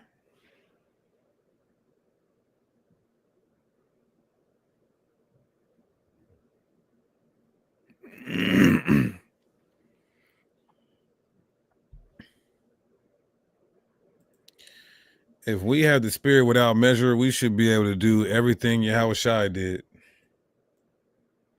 I want to see a nigga walk on water. What was your question? Hassad ran from it? Uh-oh, he's got... We got a proud American. We got a proud American in here. Proud American. He's a veteran. He's a veteran. All right. What's good, my brother? What it do? Are you the Kemet, Uncle Leroy? Yeah. You about to what fire you know up, about Kemet? You about to fire up some of that good tweet? What you know about Kemet? Yeah, I'm in Cali. Okay, yeah. What I do know is that they had us in slavery. That's what I do know. Kemet had y'all in slavery. Slave's a Slav word. How do you get slaves to go way back to before Slavics? Anybody who was let me just say they had us in bondage. You like that better? No, I don't believe that.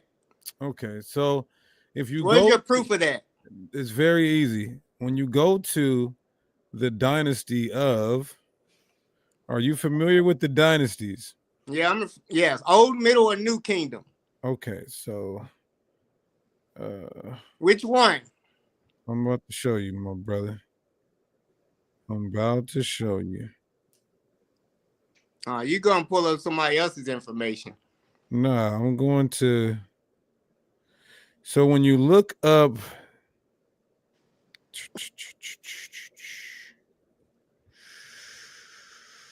what's the dude's name? It's a story of a story, or we talking facts? You talking about Amen Misi? Yeah, there we go.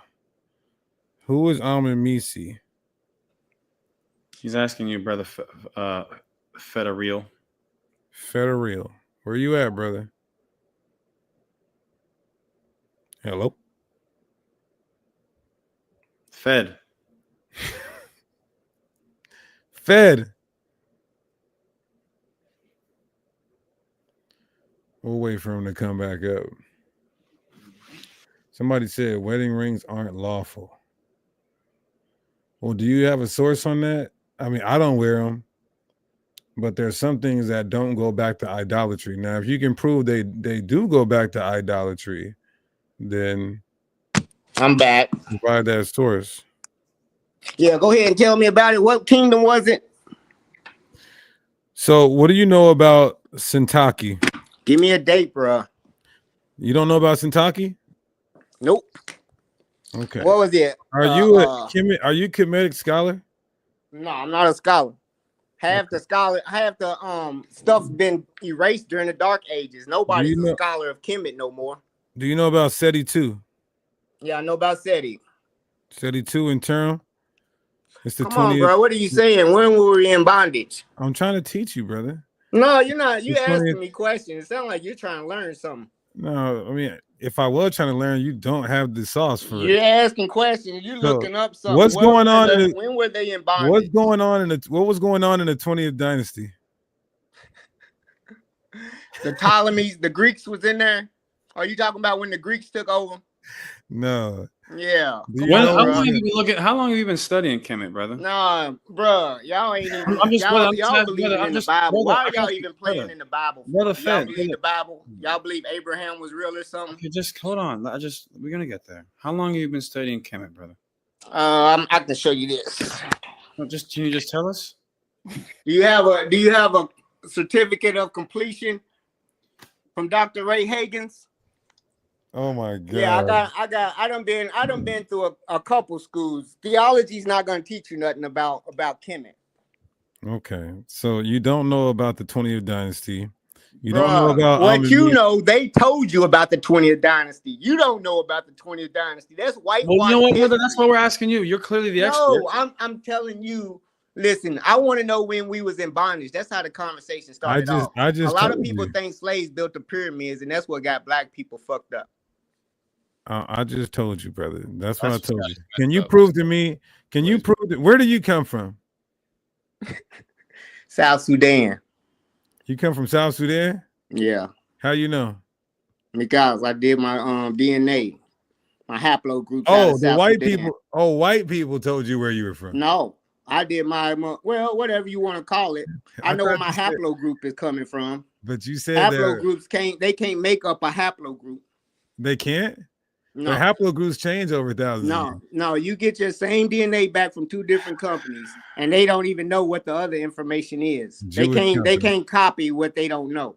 Okay, so give me the history on how where were you taking? You want to learn something? That's where were you taking? Y'all don't know. Yeah, I want you to learn. I want to learn. Drain knowledge. Knowledge ain't free, bro. I went to school. If you don't know, shut up and listen. You want me to teach you something? Oh, yeah. You want me to teach you something? I want to learn something specifically. I ain't living in California, balling, retired. I got nothing but time. I don't work. I don't need internet to get famous. You feel me? I do my own research. I live happy in my own crib. You feel me? In Beverly Hills. So are you Kemet? Are you Kemet or you American? Receive the fruits of God. Yeah, let's see how long he goes.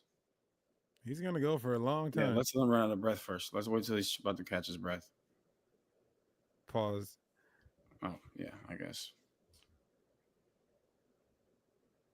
Okay. You're wrong. I'm waiting on you to prove it. Okay. Did we go from Sudan to West Coast of Africa? How did we get to America? I don't know where you come How from. did you get to America? You know what I'm saying? I don't know. Blacks been in America before Christopher Columbus. You know that, right? I didn't ask you that. I said, how did your people get to America? We might have walked across. Across what? The ice when it was frozen. And you didn't know the ice was frozen and black people could walk over here during the ice age. There was no motherfucking there was no what's it called? Africa wasn't frozen under the ice age. There was still life. Black people wasn't just gone out of existence during the ice age. Black people could walk from country to country. The ice age. So are you Kemet or are you American? What the hell are you talking about, bro? You hear his questions? That's how stupid people talk when they don't have no questions. You trying to ask them? I'm just looking at your flag. I'm just looking at the flag on your wall. I'm out. Are you Kemet or American, bro? That's all. But you ran. You ran. What else we got?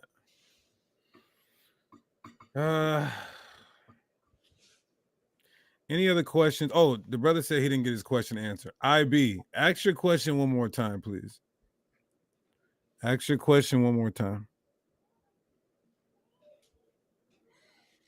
I'm trying to see what time is that? Yari.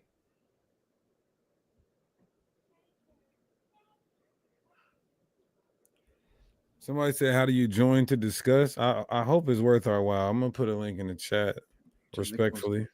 They close at 3. We got to order some. Oh, can you wear fringes tucked in legally?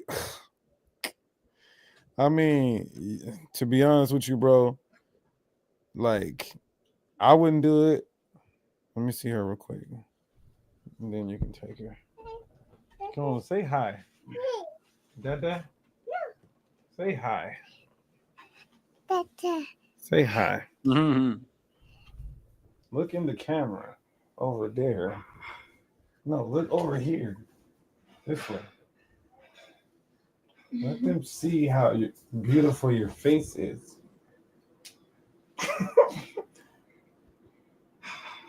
There you go. Now say bye. Say bye. Ooh, you stank. Go get your diaper changed. Here. Bye. Okay. Yeah, I mean, if you want to tuck your fringes in, bro, like, I wouldn't do it, and I would look at you as a BAN. To be honest, that's just me. I would look at you as a BAN. But, like, I guess.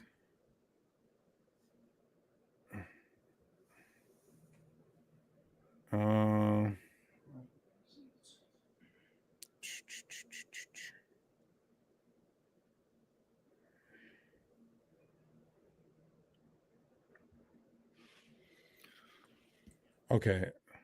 Couple more questions, y'all.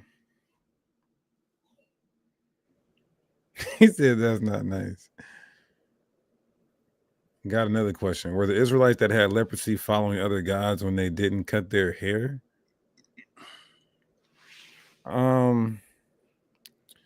No. Okay, Brother Jaleel. Hey, shalom, mighty man. Shalom, brother. What's going on?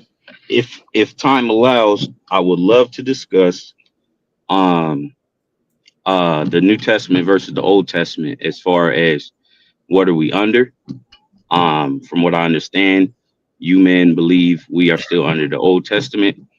I believe, according to Scripture, we are under the New. That's my point. That's what I would like to discuss. Okay. Go to Jeremiah.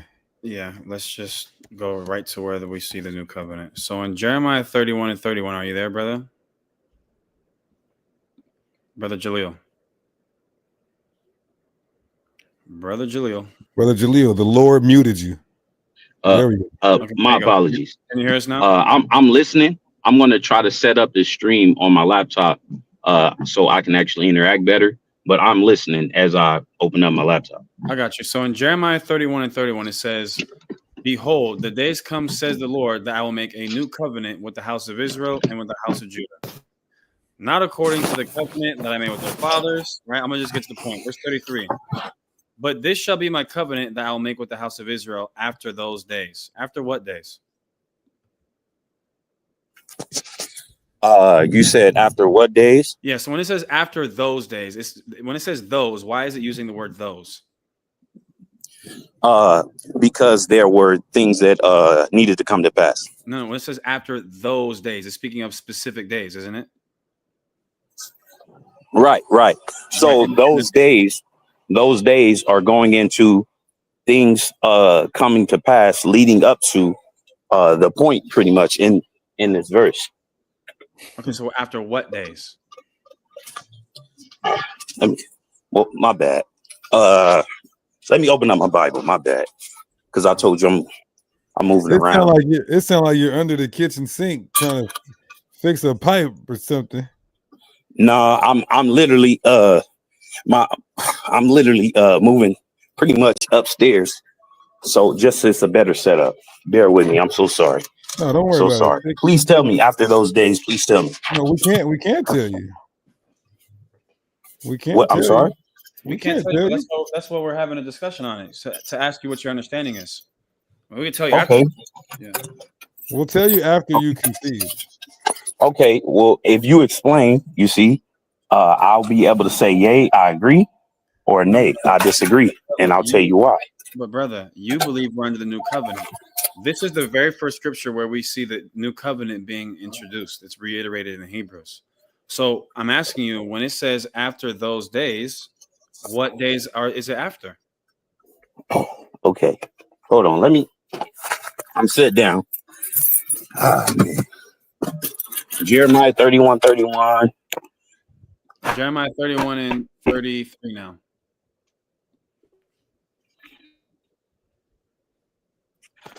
You're reading it in your head. No, Oh boy, now he's in the matrix. I hope you know where you might want to get situated. Yeah, hello, shalom. We hear you now. He said, "Hello, shalom." I like this guy, even though he ain't said nothing.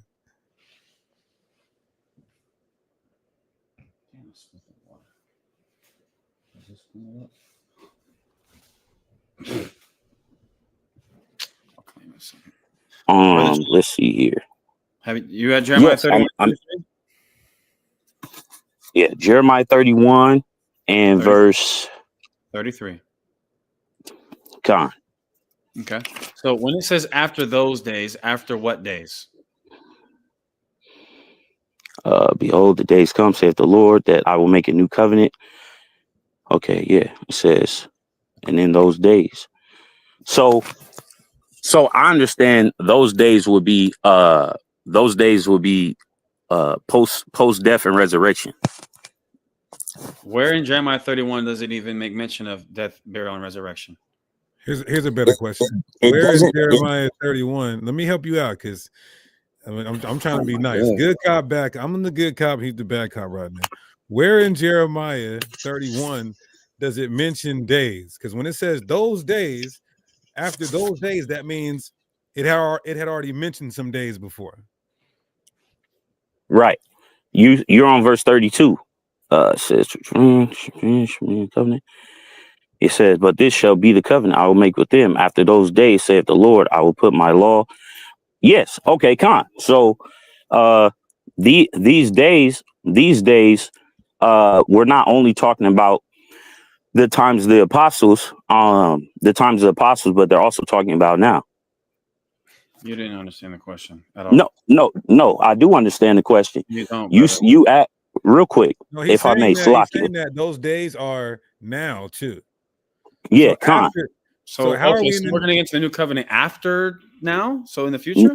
No. The new covenant was already instituted. The new covenant was instituted post death and resurrection. So That's wait, it was instituted after Christ was resurrected? no, but really when he died. When he died, it was instituted. If I be very to the point, when he died. So why would you say that these days that we're in now are a part of those days that are in Jeremiah 31, which the covenant is going to be made after those days? So Jeremiah 31, we know this is oh my God. So many people calling. So abandon ship. Abort. No, somebody was calling me. So if I can make things plain and simple and be serious about it, this prophecy, okay, came to pass when the Messiah died, okay? That's when it came, that's when the new covenant was instituted. Okay. It's talking. Okay, go ahead. Well, I'll yield there. You can go ahead because it's probably going to. Go ahead. Are you an Israelite? Yes, from the tribe of Judah. Okay. Who are your neighbor? Who is my neighbor? Yes, my sir. neighbor is the brother of my people. That's Leviticus 19:17. What about the wicked Israelites? The wicked Israelites, or they my brothers? I gotta pray for them. Lord, will they repent? That's Matthew 5. Are they your neighbor? Wicked Israelites, yes. If they wait, I'm sorry. No. So all Israelites are your neighbor, no matter what, if they're wicked or righteous. Yes, the children of my people. I'll read it. Let's read it. I got you. I agree with that answer. That's a great answer. So then what you asked further, so I was confused after you asked further. I understand. Okay. So in verse 34, when it says, after the laws have been put in their inward parts, they shall teach no more every man his neighbor and every man his brother, saying, know the Lord. Do you teach other Israelites to know God? Khan, that's going on all over the earth. Why are you teaching people to know God if when we're in the new covenant, you won't have to teach everyone his neighbor to know God, for they shall all know God from the least of them to the greatest of them? Khan. So that portion of every man knowing God, that hasn't concluded yet, but that is all the way in it's in effect right now. You understand? How is it in effect when you just said that you teach other Israelites to know God? Okay, let me get a precept. 1 John 2 and 3. You want to read it or I'll read it? You're proving my point, and this is how we know him if we keep his commandments. Wait, do you teach other Israelites? Hassad, can I get that precept? I just quoted it for you. No, okay. I'd like to read it. May I read it? I sure. By this we know. Thank you. The water. It's okay. Go ahead. The water. Okay. Like, at least from what I understand, when I reason in this. Just read it. I know what you're doing. Just read it. Okay, but if I may speak, just speak my piece. You're stalling, bro. I love you. You're stalling. I'm not stalling. You are. I'm trying. I'm helping you stall right now. Actually, I'm not going to say anything. Just okay. Thank you. From my conversations, reasoning and contending for the faith in the scriptures. Brother, please read 1 John 2 and 3 so that you can't stall anymore. Please just read it. Brother. Okay, but Hassad, here real quick. No. All right, I'm not stalling. Brother Jalil, can you read your verse and exegete it, please? The conversation is stalling. Okay. Okay, I'll get there. 1 John 2 and 3. The problem is, no points are going to get made without patience. Read the verse, bro. Okay. Listen, I'm whatever read you want to say, whatever you want to say extra, read the verse, explain it, and then expound further. It's fine. Okay, I will do that. Thank you. 1 John. I was just there. 1 John 2 and verse 3. Okay, Khan. 1 John chapter 2 and verse 3. And hereby we do know that we know him, if we keep his commandments. Now, this is simply you were talking about knowing the Lord. This is talking about knowing the Messiah, Yahushai. But it's easily understood that if you know Yahushai, you know the Most High God, Yahweh. Okay, so this is already in effect right now. We are teaching people to know the Lord and our brothers and sisters by doing what? Coming back and keeping the commandments. That's happening right now. Okay. And if I may, and that start teaching Yahweh Shai and teaching the gospel and teaching people how to know Yahweh Shai, that started with the apostles, the work that they did. Okay. You believe that when Christ died, the New Testament, the New Covenant started. Yes or no? Yes. And Okay. I have precepts for that. That's fine. We'll get there. You also agree that when it says that you teach people to know God, is teaching them to keep the commandments. Yes? Yes. Okay. And does the New Covenant, does it state within the outlines of the New Covenant that when the New Covenant takes place, does it say in verse 34 that they will not teach everyone his neighbor to know God, for they will all know him? Yes or no? Does it say that? Yes, that's what it says. You admitted, that's what it says. You've admitted, brother. The Bible says when we're in the New Covenant, we will not teach everyone. We will not have to teach everyone our neighbor to know the Lord, because we're all going to know him. But you literally are admittingly teaching people to know the Lord, which illustrates that we're not in the New Covenant. Okay. If I may use a precept. You may. Okay. I like to go to Hebrews 9. And I'll probably start at verse 15. From Jeremiah, and we're gonna go. Okay, that's okay. I'm not gonna run from it. I will go back to it. Okay. If I have the space. Hebrews 9:15. Do you want me to read it for you, or I think I'll read it for you. It says, "And for this cause, he is the mediator of the new covenant, that by means of death, for the redemption of the transgressions that were under the first covenant." Can you stop real quick, Salaki? So that first part, it said, and by means of death, he is the mediator of the New Testament. So we know that's talking about Yahweh Shai. He died. How can you be a mediator of the new? How can he be the mediator of the New Testament by means of death? We are in post-death resurrection right now, and it not be instituted. Because his death is the catalyst to us eventually being able to enter into the new covenant. Similar to how the ability that you have to go buy something from Amazon, the catalyst to that is the US dollar, whatever currency that you're using. That doesn't mean that when you hit enter, confirm purchase, that you have received said item. You have to wait for it to arrive. Christ's death, I think the book of Acts 20 tells you, through his blood, he's purchased us. We're still waiting for the material to arrive, though. Wait. Back to that point. Okay. In Hebrews 31, it says that when the new covenant is in place, it says that he will put his law in our inward parts. Is the law of God in your inward parts? Yes. Okay. Can you sin? Yes. How can you sin when what does it mean when the Lord will put the law in your inward parts? Your inward parts is talking about your heart or your mind, simply put. Okay, so is God going to fail when he puts the law in your inward parts? No, he's not. So he's going to do it perfectly. But there is still a sinful nature in man right now. Stop, because no. The law is in your inward parts, sir. There's not sinful nature. The law is in your inward parts. Okay. Was the law in Adam's inward parts? No. You're saying the law was not in Adam's inward parts, is what you just said. No. The Lord is not the law of God in his inward parts. No. Okay. Adam didn't even have the thou shalt nots before he went off. He only had the thou shalts. Oh, okay. Okay then. That's a whole nother topic. I'm not going to get in there. When it mentions inward parts, let's read the rest of Jeremiah. Let's read the rest of Jeremiah then. I'll go back to Jeremiah 31:31 because it says it in there. It's simple what it's talking about. Let's see here.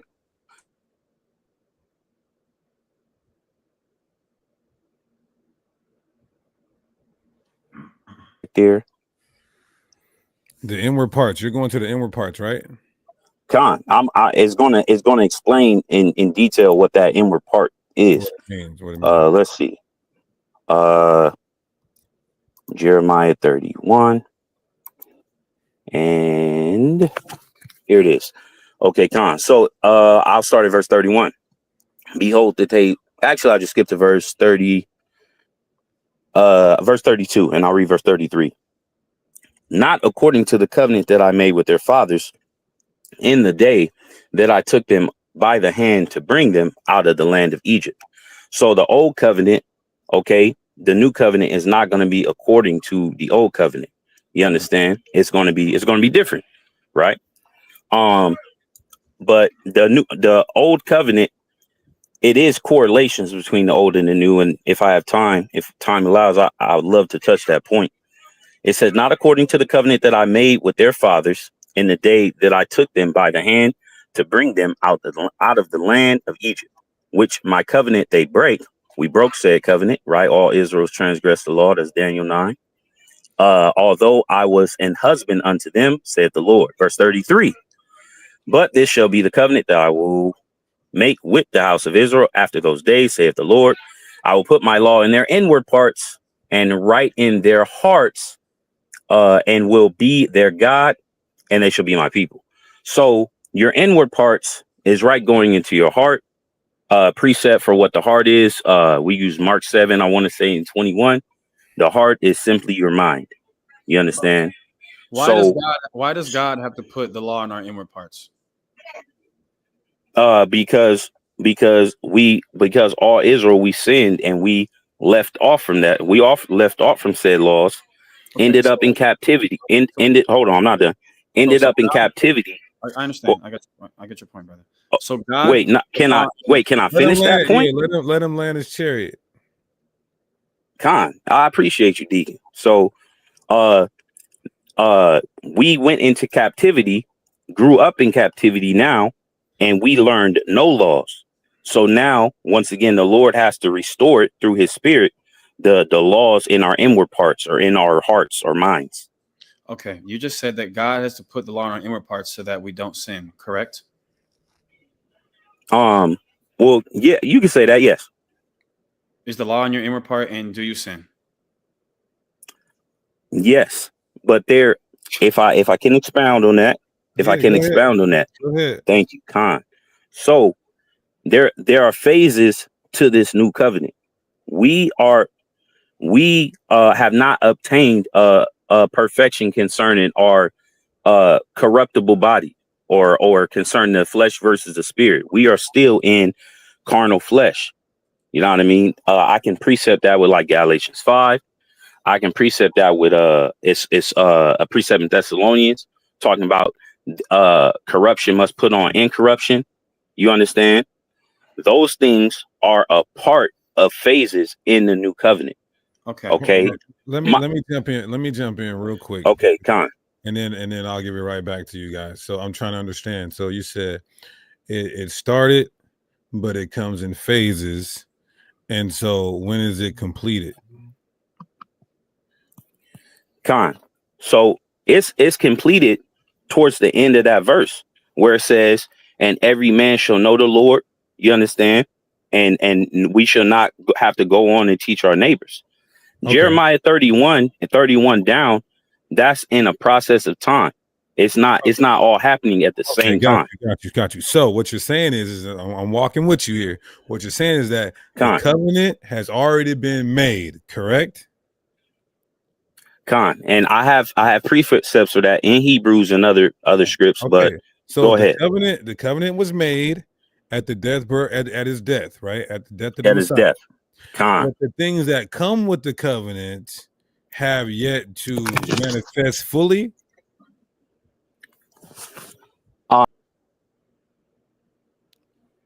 Let's wait and let him come back in.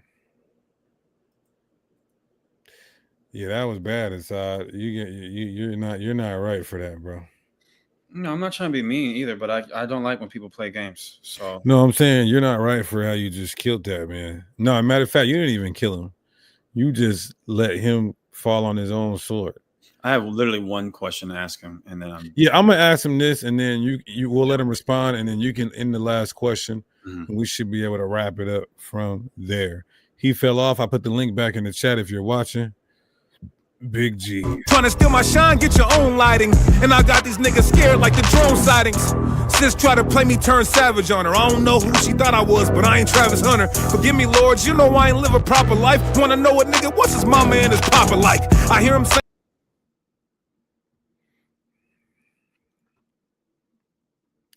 Let's get Brother Jaleel back on. I think his phone probably died. Okay, there we go. We got you. We got you. Shalom. Yeah, Okay. nah, shalom. I'm back. I'm on my laptop now. Okay, good. Okay, so my question was before I ask my question and give it back to y'all. So the covenant was made. When it says I will make a new covenant, that covenant was made 2,000 years ago. Wait, you muted yourself. Okay, so I believe I heard what you said. Yeah. When Jeremiah wrote that, that was the prophecy that would come to pass. Right. Okay.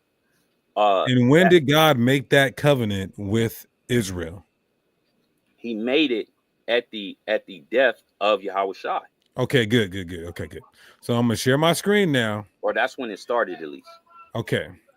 That's when he made the covenant. All right. So in Jeremiah 32 and verse 37, it reads, "Behold, I will gather them out of all countries, whither I have driven them in my anger and my fury with wrath, and I will bring them to this place, and they shall dwell safely." Has this happened yet?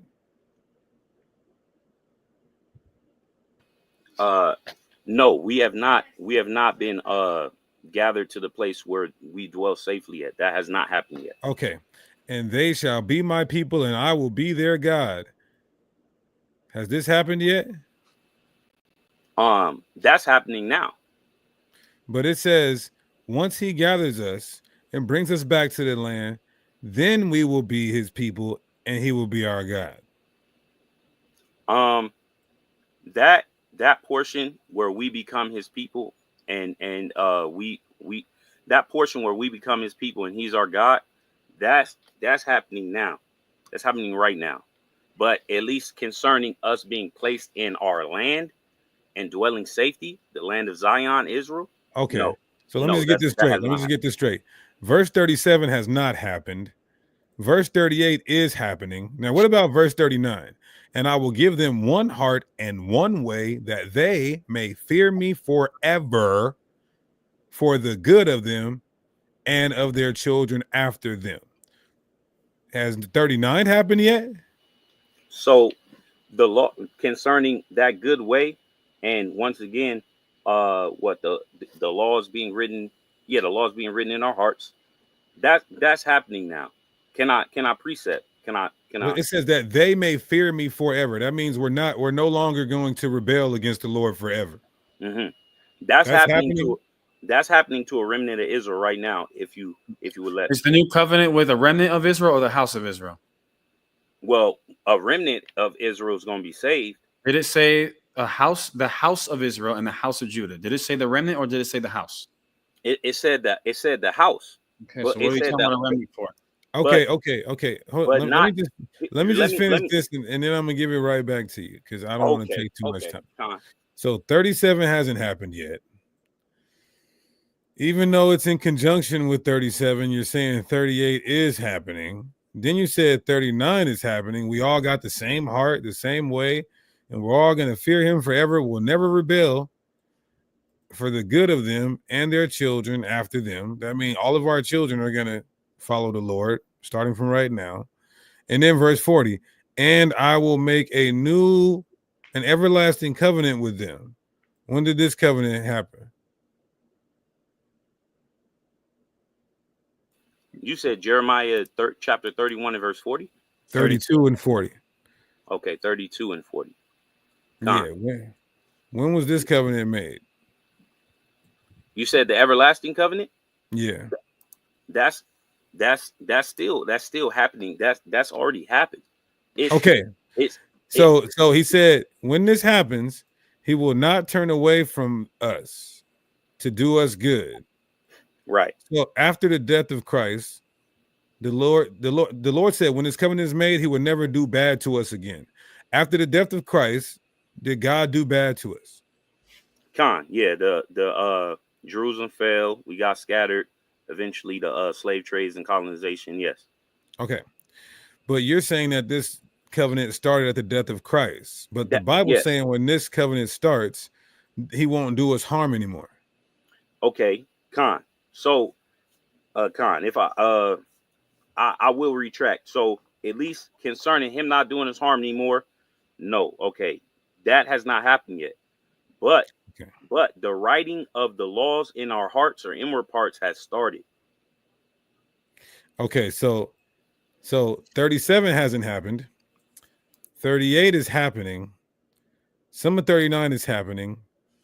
This first 7 words in 40s happened, but these other 8 words in the same verse has not happened. Not the very next word. Right. So Okay, so man. if I may go to Go Hebrews ahead, brother. 9. If I may go to Hebrews 9, I'm gonna go to Hebrews 9. Go ahead. You listen. I'll let you respond to that, then I'll give it to the side and we'll close it out. Okay, Khan.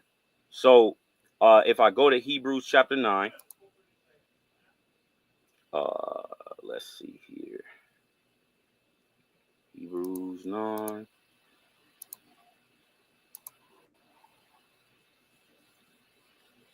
And verse 15. It says, for this cause he is the mediator of the New Testament. It's talking about Yahweh Shai. That by means of death he died, okay, for the redemption of the transgressions that were under the first testament. We know that's Israel. They which are called might receive promise of eternal life. Okay. So through the means of this New Testament and the means of Yahweh Shai's death, them which are called Israel is going to receive eternal life. Verse 16, for where a testament is, there must also of necessity be death of a testator. So just like someone leaving a dying testament or a will, okay, when that testator dies, that testament that he left or that will goes into effect. Okay, so then so let's say that you had a grandmother. Exactly, I know. So let's say your grandmother passed away and left you $1 million. The moment that her heart stops beating, does $1 million transfer into your bank account, or do you have to go to litigation, meet with a lawyer, and then the funds get transferred? Which one? Okay, the funds get transferred after some form of litigation. Oh, so there's a time period in between the death taking place and then you receiving the things that the person died to give you. Okay, but the effect of me inheriting that money, it started. You don't have the money yet, though, do you? You just admitted that. That's fine. I don't have the money. You're proving my point. No, Hassan. Yeah, no. You're saying you're anticipating the inheritance. We're saying we're anticipating the new covenant, brother. No. That effect of getting the money it goes into effect. You know what he's doing? He's saying that he starts saying, so basically you start saying, I'm finna get a Bugatti. I'm about to get a mansion. That's the effect. You don't got the money yet, but the effect is, all right, look, I'm about to get 1,000 pair of Zeeks. Okay. I'm about to get the new Mac, the new Rolls Royce. Okay. I'll keep reading in Hebrews 9. I'll keep reading. Well, Verse you're not 16. reconciling any of the whatever. Verse 16. For where a testament is, there must also of necessity be the death of a testator. That mediator or that testator is Yahweh Shai. Okay? Wait, hold on. So you're saying that he has to be dead for it to start? Yes. But he's alive. Did he die? Yes. Khan. Okay, thank you. But he's alive. Verse 17. Yes, he's alive at the right hand of the Father, but he died. His blood was dead. But it says that the testator has to be dead. Right. And he did die. That's when it went into effect. Yeah, it's okay. Okay, so let me read. Can I read verse 17? Can I keep going? Yeah, go ahead, and I'll respond. I want to play a game. Okay. Have you ever played? Have you ever?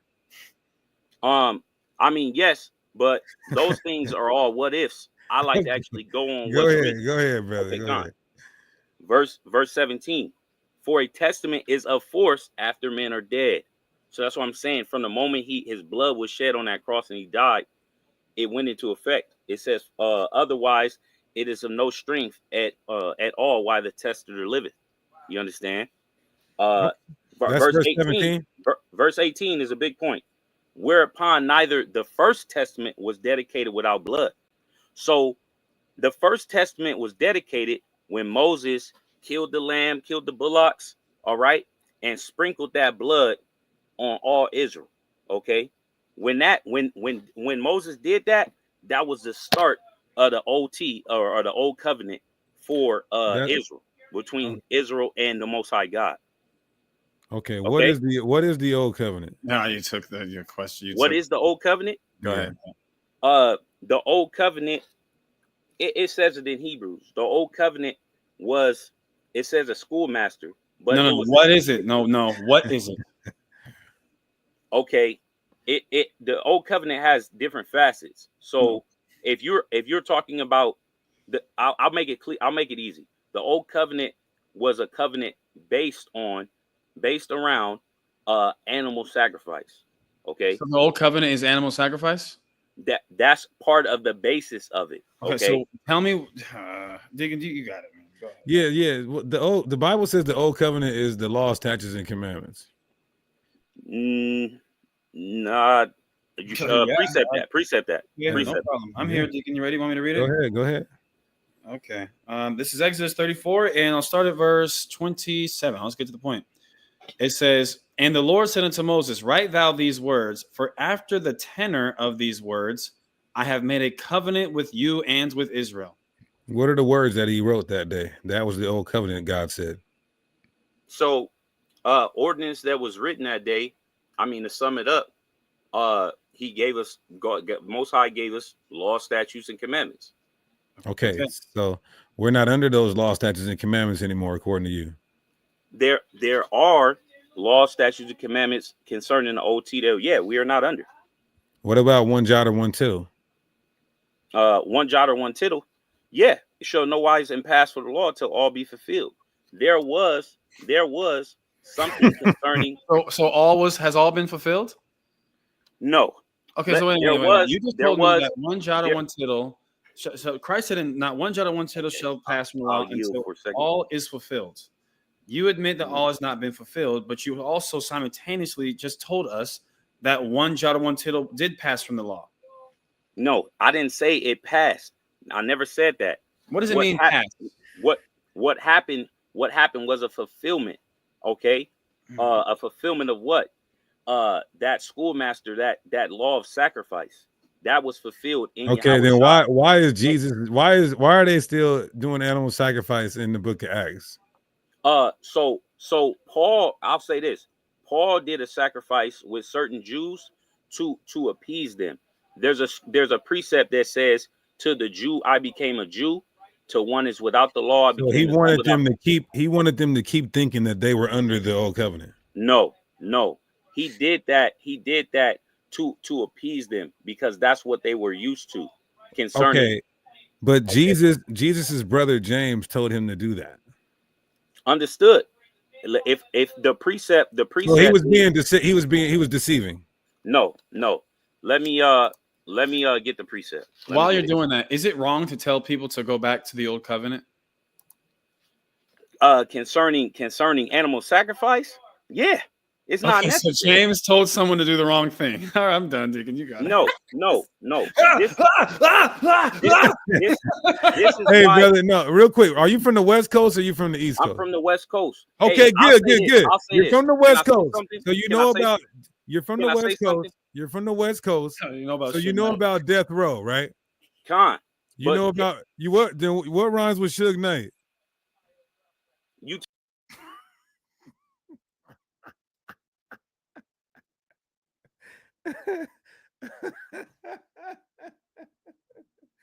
Hey, we love you, brother.